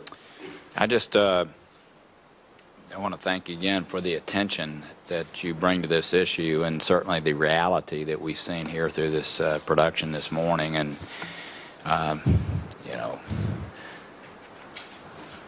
those of us who travel to countries like this just cannot bring the attention to it that people like you can. So I thank you for that. I thank you for the suggestions that you made, not only here but in the back room, and hopefully we'll follow up on those. But again, thank you very much. It's been very moving. And to Mr. Prendergast, could you, while you're here, since there has been some discussion about the Satellite Centennial Project, I wonder if you might just take a minute or so to explain to the rest of us and to the others here exactly how that works and how that might be utilized in conflict areas like this. Thank you, Senator. It's a partnership between Digital Globe, which is a satellite imagery company, Harvard, and the Enough Project to take, and it was George's idea, frankly, that we wanted to try to drive attention to deterring war crimes before they happen rather than bemoaning the fact that they do afterwards, and to create capacity to, and this is what's happened over the last year. You find, okay, if we have soldiers massing in a particular area, we have air assets being moved into position, attack helicopters, Antonovs, and other things, then, and we know the targeting, some of the signal intelligence where areas are being targeted, and we can raise the alarm bells that particular people are vulnerable and we need to have action. And if there isn't action taken and the attacks do happen, at least we have the visual evidence, the empirical evidence, to be able to present to the International Criminal Court, the United Nations Security Council, and others for hopeful prosecution in the future. I know the first panel acknowledged that this was a useful tool. Are there ongoing discussions between you and the State Department and other agencies of our government to utilize this more fully? It's very important for us to say, just to footnote George's testimony, that the administration's policy and strategy is the right one. We support very strongly Ambassador Lyman as the special envoy and think he's doing an extraordinary job. And so we're in touch all the time because we want to be supportive of the administration, by the way, which is a very bipartisan strategy, and it has been through the last 3 administrations on Sudan. And of course, Congressman Payne was one of the sort of incubators of this bipartisan effort. So we wanted to note him as well and raise. But I think that there's a few opportunities right now, just to put a little fine point on what this moment does present with the cutoff of the oil, is that President Obama and President Hu are going to meet very soon. This will be a chance to put this issue high on the radar screen of the two leaders to talk about how specifically the United States and China can forge this kind of a partnership we're talking about. Ambassador Lyman and others are already having conversations, so again, we're not telling somebody something they don't know, but I think having that high-level, real strong endorsement of the need to deepen the partnership would be really helpful. And also, and you're going, Senator Kerry, very soon to Qatar to talk to the Emir. I mean, a number of countries are bailing these guys out. It's easier for them to continue to be intransigent if they're getting credits from or soft loans, which will never pay back, from Middle Eastern countries. So for President Obama, for example, to make a call directly to the Emir of Qatar and say, this isn't the right time, hold it and use it as leverage for a deal, a comprehensive deal that addresses all these problems. And then finally, on the unilateral leverage that the United States has, we have plenty of sanctions, as everyone knows, but we're not enforcing them. And so giving the Treasury Department, particularly the Office of Foreign Assets Control, the capacity to enforce, having a couple of people on the staff full-time chasing those assets, as George said, even if we can't freeze them or can't get any other country to freeze them, by exposing them. What was the root of the explosion of popular sentiment during the Arab Spring in Middle East and North Africa? It was popular resentment against all this corruption. All these guys have been packing the oil wealth into private accounts, into these companies, international companies that they're investing in. Let's go find that money and expose it. Even if we can't freeze it, it will put them in even deeper hot water with their own people who are at the end of the day going to solve the problem. Mr. Clooney, Mr. Prendergast, and Mr. Timmon, thank you very much. Appreciate it. Thank you very much. Senator Cardin, I just note that it's about 11:40 and 3 votes started, so we have about 15 minutes, something like that. I will limit myself to 2.5 minutes, so let me just make this point. First, again, thank you all for what you're doing, and Let me just underscore the point on sanctions. You're absolutely right. Sanctions are important if they can be enforced internationally. The United States has to show the leadership, has to have tough sanctions, and have to not only enforce those sanctions, but use it as a high priority on their diplomacy with other countries to enforce it. But you're right on the asset issue. There, the United States can have a major impact because these world leaders are hiding their money, and they come across U.S. banks. So we can have an effective remedy here. Some of us have joined together what's known as the Magnitsky Bill, which is to deal with human rights violators in Russia that we believe shouldn't get the privileges of our banking system. And we think that would be an effective way to bring them to justice. Bashar was indicted as a war criminal. There was an arrest warrant issued for his arrest by the International Criminal Court in March of 2009. He is a known abuser of human rights and has violated the international standards. The defense minister, Hassan, arrest warrant was issued this month for his arrest. So these are criminals. So I think we are on a very high authority to impose the type of financial sanctions which could have a major impact. The government should not be afforded the legitimacy of the international community when their leaders are scheduled to be at The Hague to stand up for the crimes that they have committed. So I just really wanted to urge us to keep this focus. We cannot allow, under our watch, another Darfur humanitarian crisis to emerge in the same region of the world. So thank you again for being here. I don't want you to feel rushed, and what we're going to do is Senator Coons has gone over. I'm going to go over quickly and vote, come right back, so we'll be able to keep continuity. So take your full time. Well then, would you like to respond to what I said? I'll give you a chance to respond. I think your message, Mr. Clooney, about the importance of international respect for sanctions and denying the banking. The individual is who makes the decisions. If we can deny Bashar the opportunity to hide his wealth, it'll have a major impact. I think it would, Senator. I think that the secret to this is just tightening this noose around Khartoum, around the people who are charged with war crimes. They shouldn't be allowed to have a ton of money stuffed in a Malaysian bank, which is what's going on. We need to be able to track it down and find it. They're also using that money to buy weapons to hurt innocent people.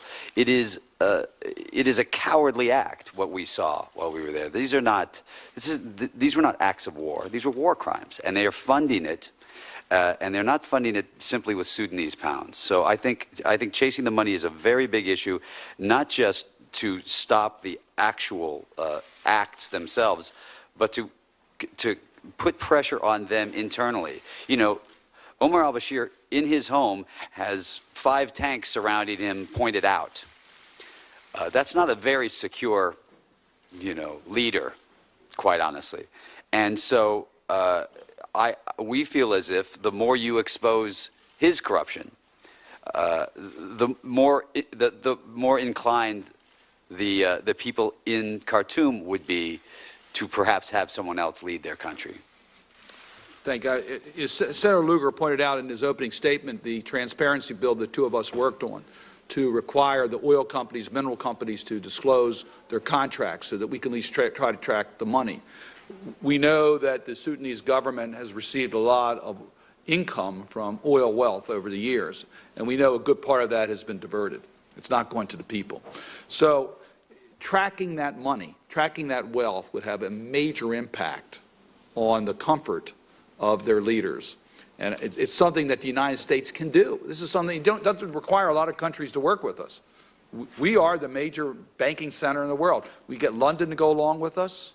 We can do an awful lot in this area without worrying about China or worrying about Russia, which at times don't always follow our lead on the human rights front. Senator Isaacson, I'll hand it off to you.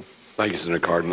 I'll be brief also, but 2 questions. Mr. Clooney, When I went to Darfur 3 years ago, one of the tools that had been used to cause the disruption and the fear and the intimidation was gender-based violence against women, primarily rape. Is that going on in the mountains as well?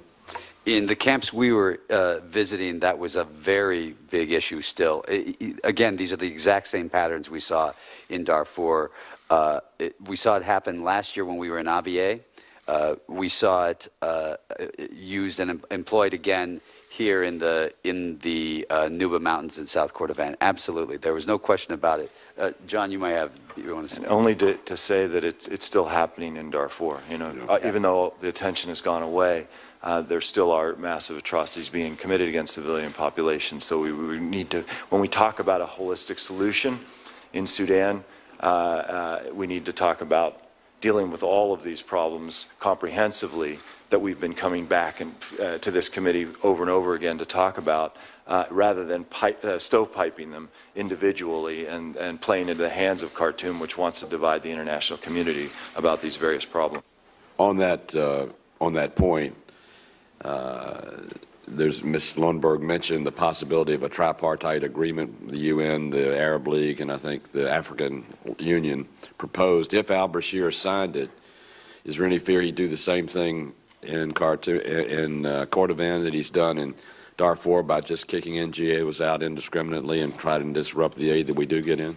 Well, I think that the government of Sudan learned its own version of a lesson in Darfur by allowing international aid agencies to come in early on into the crisis and then become, in effect, the witnesses.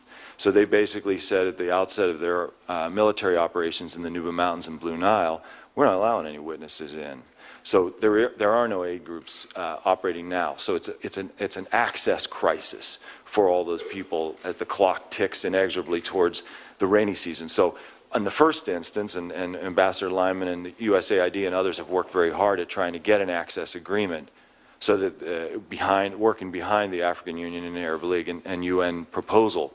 And so that's really where the attention needs to be on, and it's to stop the use of starvation as a weapon of war. It's a war crime, and it just must be ended.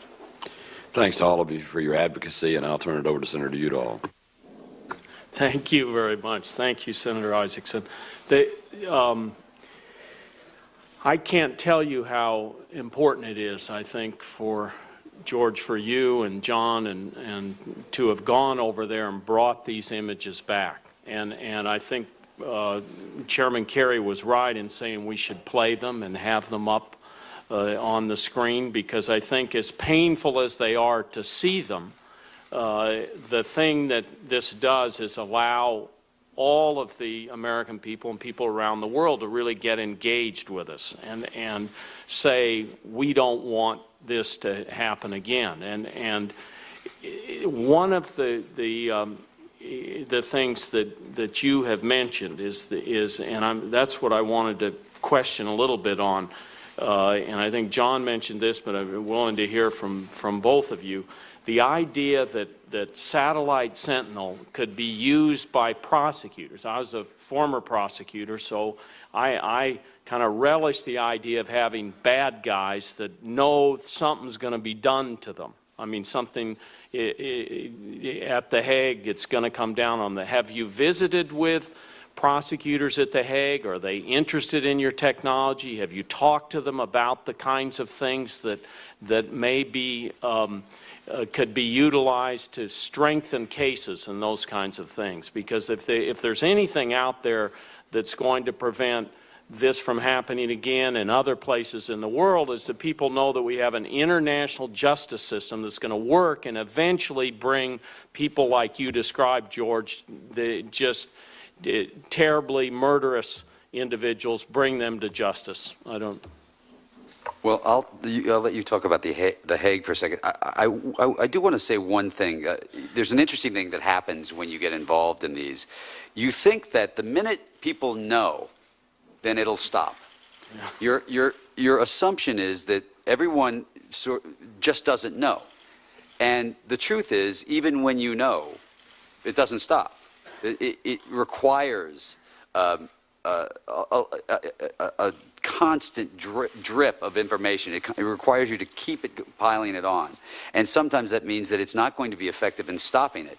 But at the very least, it's going to be used later as evidence in a trial. We're trying to continually we would like to use this information at the Security Council, because a lot of the times what happens at the Security Council is someone, and we know the players, will veto any raising of the mandate of protection because they'll say, well, this is just rebel infighting. Well, we have imagery that shows, we got images yesterday that show an Antonov flying over the top, plumes of smoke where it's bombed innocent villagers. Well, that's not rebel infighting. So our hope is not just to use it at The Hague, but our hope is to try and use it as something to pry the Security Council towards raising the mandate from a 6 to a 7, trying to move that along. And John can speak about talking with The Hague. Yes, the current International Criminal Court mandate is only involves Darfur, crimes committed in Darfur. So basically, as the arrest warrants have been issued for 3 of the key regime leaders, they're greeted internationally with a lot of skepticism. Like, there's still a number of governments that believe a lot of this evidence is manufactured, and there's still a lot of divisions internationally about whether the crimes were as terrible as they were alleged to have been. So part of the purpose of having this Satellite Sentinel project is to create airtight evidence for future arrest warrants and prosecutions based on the crimes that are being committed now, which are the same kinds of crimes by the same people orchestrating them as is the case in Darfur. So it's creating that evidentiary base for future prosecutions, and we hope that at least the 3 that have already been indicted will actually come to justice someday. Yeah. Could you? I know that there are others that are involved with you that are your partners in this, and you may want to just mention them in terms of who's worked with you and who's...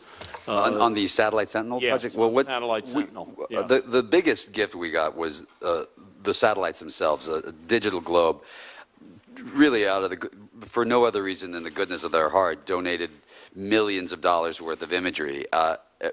It's hard to explain how important that is, because there is only really one satellite company that's in that area that can do this for us. So they've been an incredible partner to us, and continue to be. The evidence that we've picked up, we've gotten shots of mass graves, we've gotten shots of tank movement and troop movement and all those things. Remembering and understanding that part of the reason this can work is because of the topography. This wouldn't be as effective in the Congo because it's harder to see from the sky, with all the trees. Harvard? Then, of course, once you get the imagery, you have to have an analysis of it.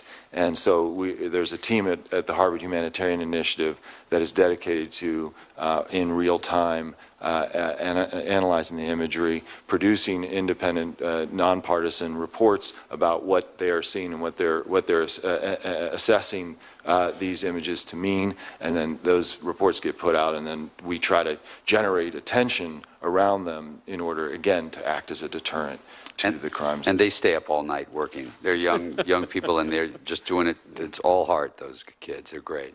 Thank you very much. It has been very, very helpful. Thanks, Senator Udall. I think you've got time to get over there. Senator Coons. Thank you, Chairman Kerry, and thank you for your disciplined and engaged leadership on Sudan, and for calling this hearing today, and for all you've done to help continue to sustain attention and engagement on the challenging issues around Sudan and Darfur. And I'd like to thank Special Envoy Lyman and Assistant Administrator Lindborg for your testimony and for your very hard work in this area. And to George, to John, and to Jonathan, thank you for what you've done to get so much focus, engagement, and effective attention on the challenging humanitarian issues in Darfur, in the Nuba Mountains, as your video so pointedly demonstrates, and in the ongoing and strategic challenges that we face in engaging people in paying attention to sustainably the very real challenges in bringing peace and development to South Sudan and to the whole region. Later today, Senator Isaacson and I, as the chair and ranking minority on the Africa Subcommittee, will be joined by Senators Durbin and Wicker in introducing a resolution for consideration by the Senate that specifically supports the efforts that all of you have talked about today, and it calls for the government of Sudan to allow immediate and unrestricted humanitarian access to South Kordofan, Blue Nile, and other conflict areas, and calls on Sudan and the SPLM North to reach a mutually beneficial agreement to end their conflict. That's just one of many things that we in the Congress can and should be doing to continue what has long been a bipartisan tradition of engagement leadership on these issues. George, you closed by referencing the folks who stay up all night, the energetic young people who process the images from the satellite project. Just in the past few weeks, we've seen a flood of interest in Joseph Kony through the Kony 2012 campaign, and John, the Enough Project's been one of the central partners working with Resolve and with Invisible Children to drive that. You've both been very effective in getting Americans and folks around the world to pay attention to a grave humanitarian crisis in a fairly remote corner of the world. What advice do you have for all of us who want to sustain and engage Americans and folks more broadly in actually continuing to be concerned about a humanitarian crisis, such as exists in Darfur, such as we see emerging in the Nuba Mountains, such as continues in the jungles of the DRC and Central African Republic with Joseph Kony? How do we keep young people, people of all ages, excited and engaged? It's rare we have millions of people calling for more American engagement with Africa. What do we do at this moment? Well, John will have some ideas. He's been doing this a lot longer than I have. I would say that, we're going to fail a lot. We're going to fail in our attempt to help people in these very difficult regions, and we're going to fail a lot in trying to keep attention in a certain area because other news stories are going to bump us off. There's going to be an Arab Spring, and we're not going to be paying attention to what happens. And a lot of these people use that as a moment to do some pretty terrible things. The trick is going to be, in sustaining it, is to be able to find moments that are that you can point to and say, this is a turning point, good or bad, and let's amplify it.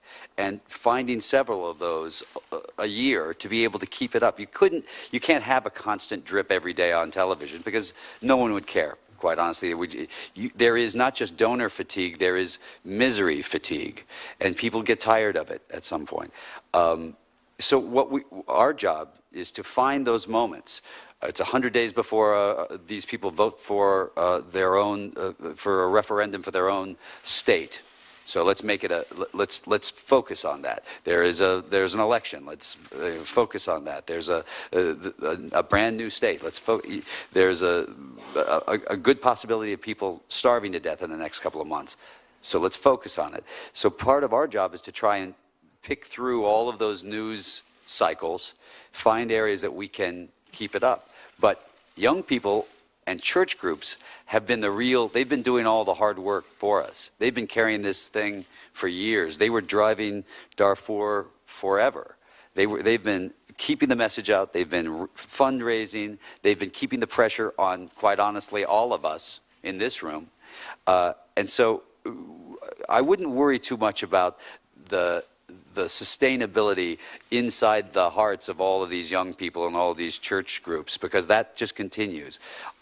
It's just more about finding moments that we can draw attention to try to move the pin forward a little bit, and I find that to be the issue.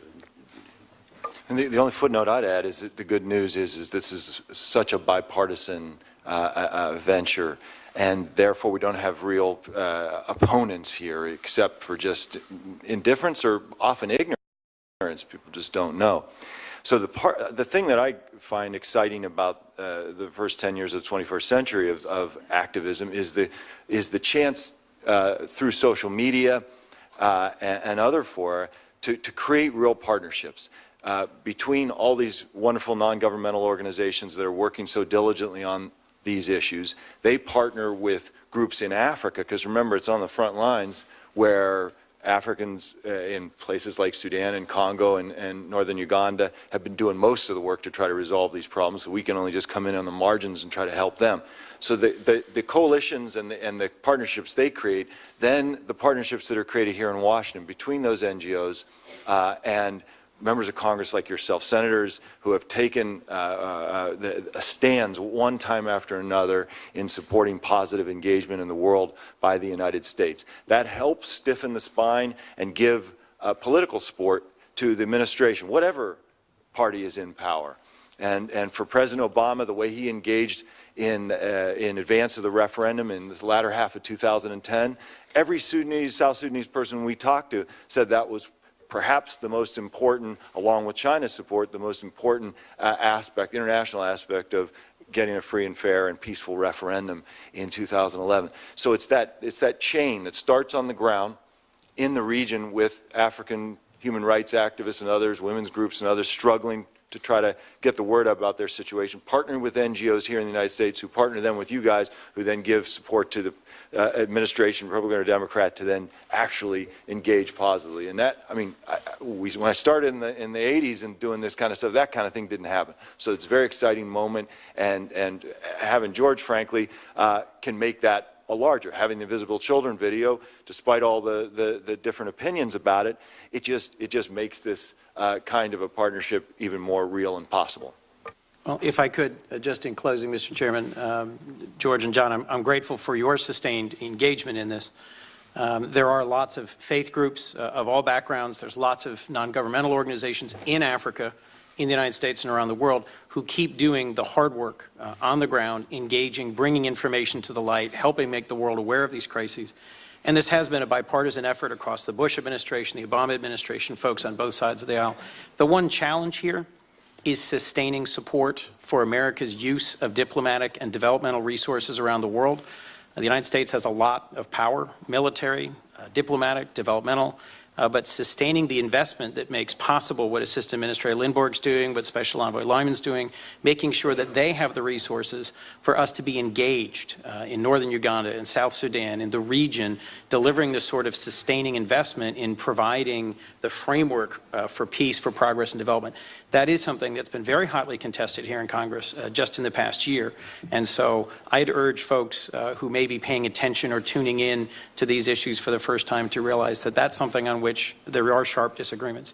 I think we should continue to invest 1% of America's total budget in making sure that we've got the resources to be an effective voice for justice and for progress in these parts of the world. And I'm grateful to you for bringing these things to light and for sustaining our engagement in these parts of the world. Thank you, Mr. Chairman. Thank you, Senator Coons, and I want to thank you as chairman. I really want to thank you for your tremendous commitment and your diligence as chair of the subcommittee on African Affairs. You've really been terrific.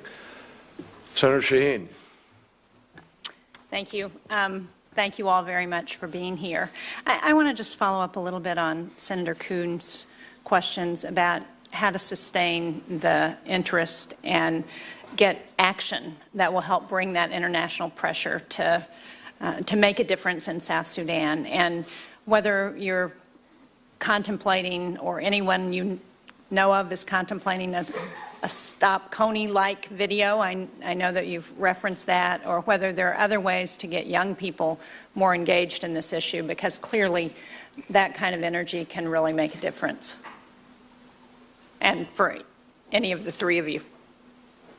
Well, I mean, it was funny. We landed yesterday, and we were gone for 8 days, and in that time, the Clooney video sort of hit. By the time we landed, everyone was asking us about it, and I didn't really know what had happened. Look, it's an incredibly effective tool. Like John was talking about, social media can really be a very big deal now, and YouTube and Twitter and all those elements are a way to keep young people involved. We're going to put the videos and the things that we got, that we put together, we'll make that available to people. There is the Sudan in general has an infrastructure that's a lot stronger than most places for charitable organizations. There have been church groups and student groups for a long time who have been working in these areas. So in some ways, it doesn't go away. in some ways there is that already sustained. Our job is to amplify it as much as we possibly can, and we'll continue to do that. Understanding that in an election year, political will is probably the most important thing you can get.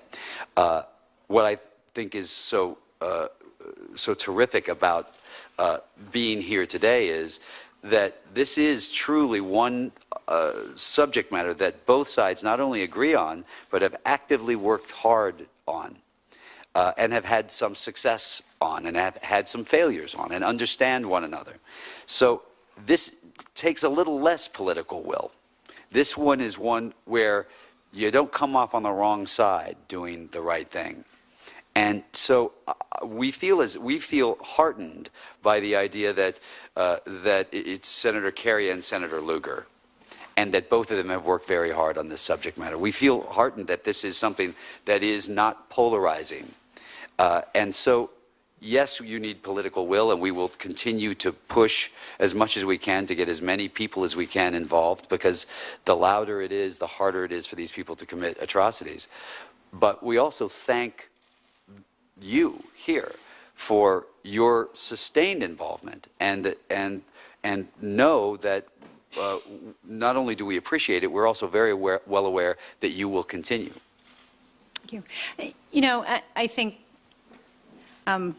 you've all, including the first panel, made a very important point about the fact that this is a bipartisan effort and that it needs to be, and that that has been very important.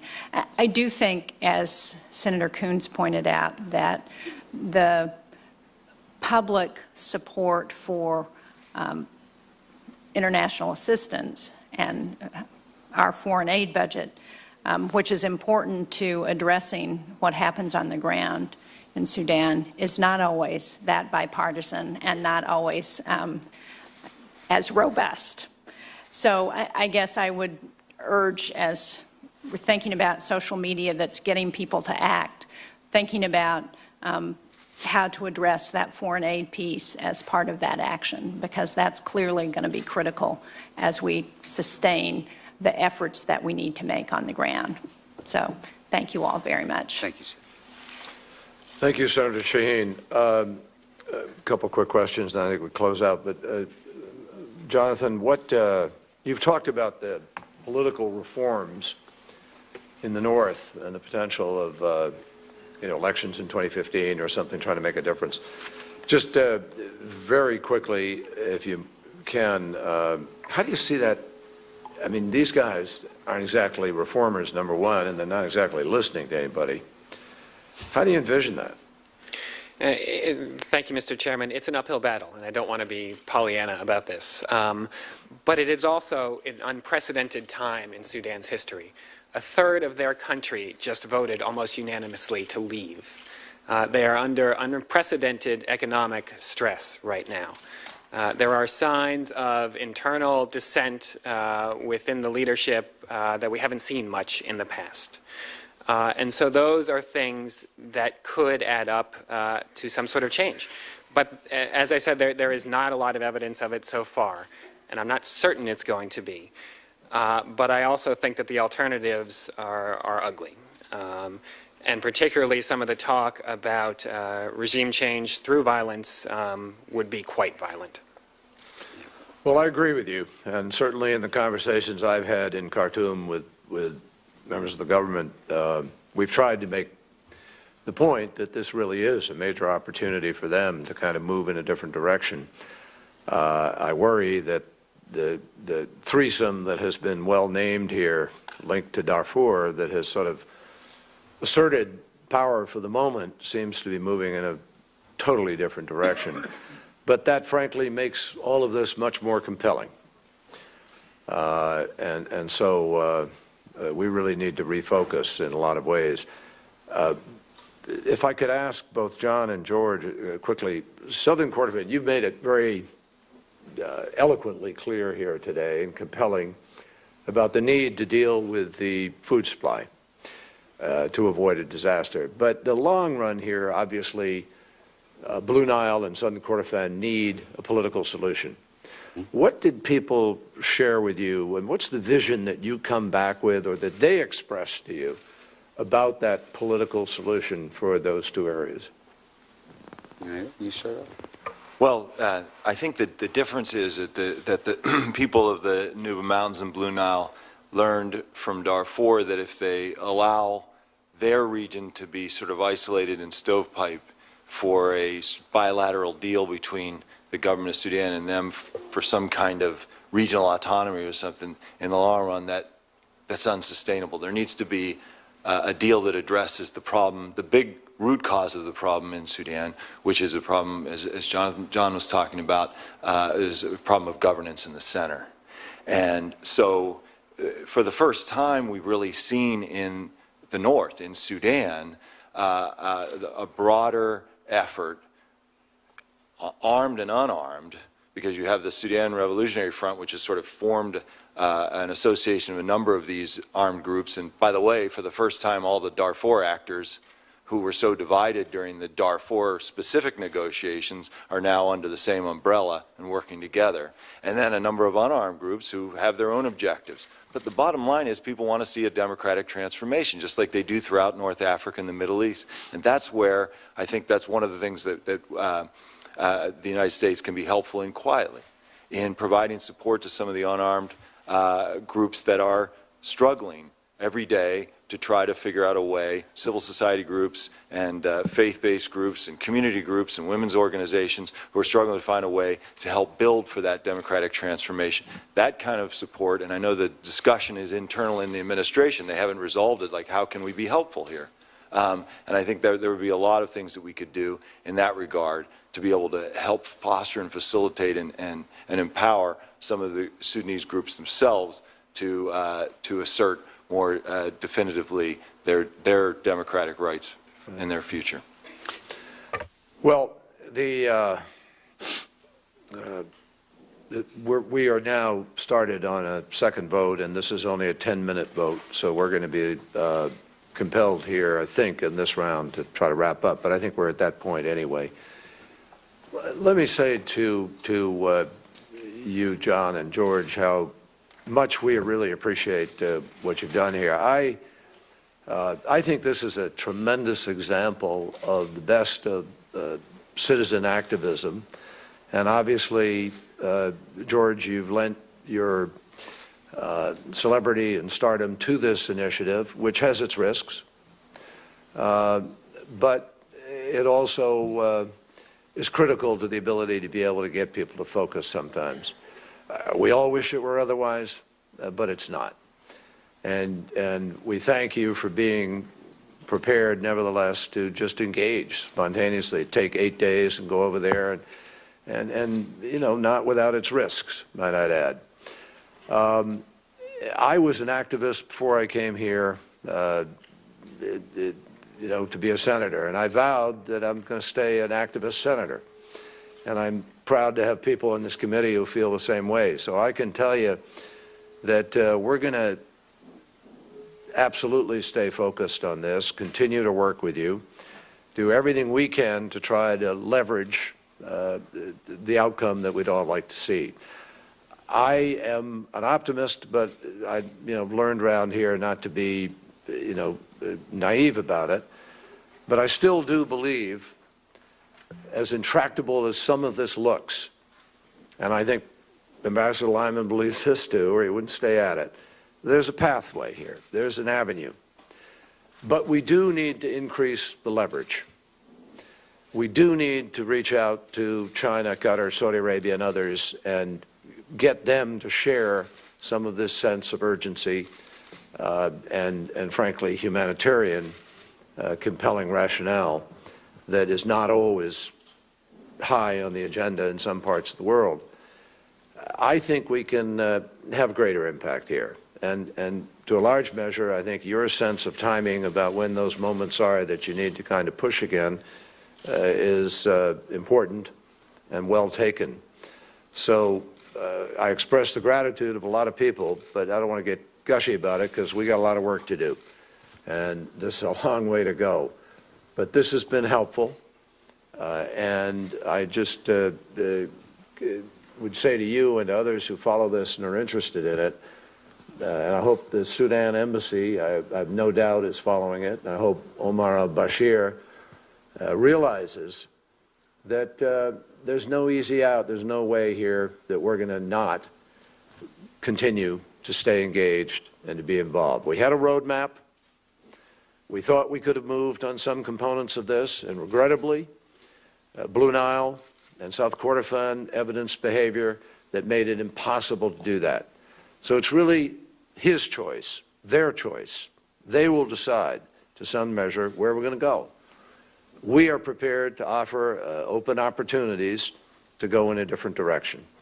And I know that President Obama and the folks on the, his security advisors and others and Secretary Clinton are greatly focused on this. You'll have an opportunity to meet and talk with them the next day. And all of us just need to work as we have in a very cooperative, I think, across party lines, across branches of government lines, just in a constructive way to try to get the job done. So thank you for helping us today to do our job better, and we appreciate your efforts. If I could ask everybody here, just let the witnesses sort of come back, and Ambassador and Administrator, but we thank you all for coming. We keep the record open until 1 week on the close of business, Wednesday, March 21st. We stand adjourned.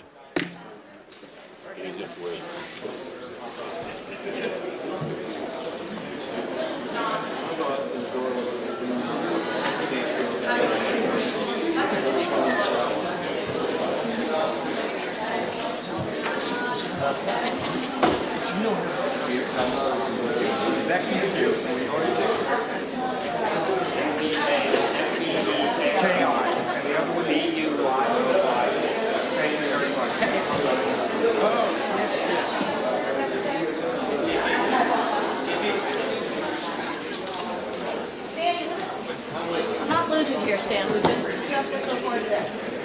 Jody? Step in. Like a jury back here. Thank you very much.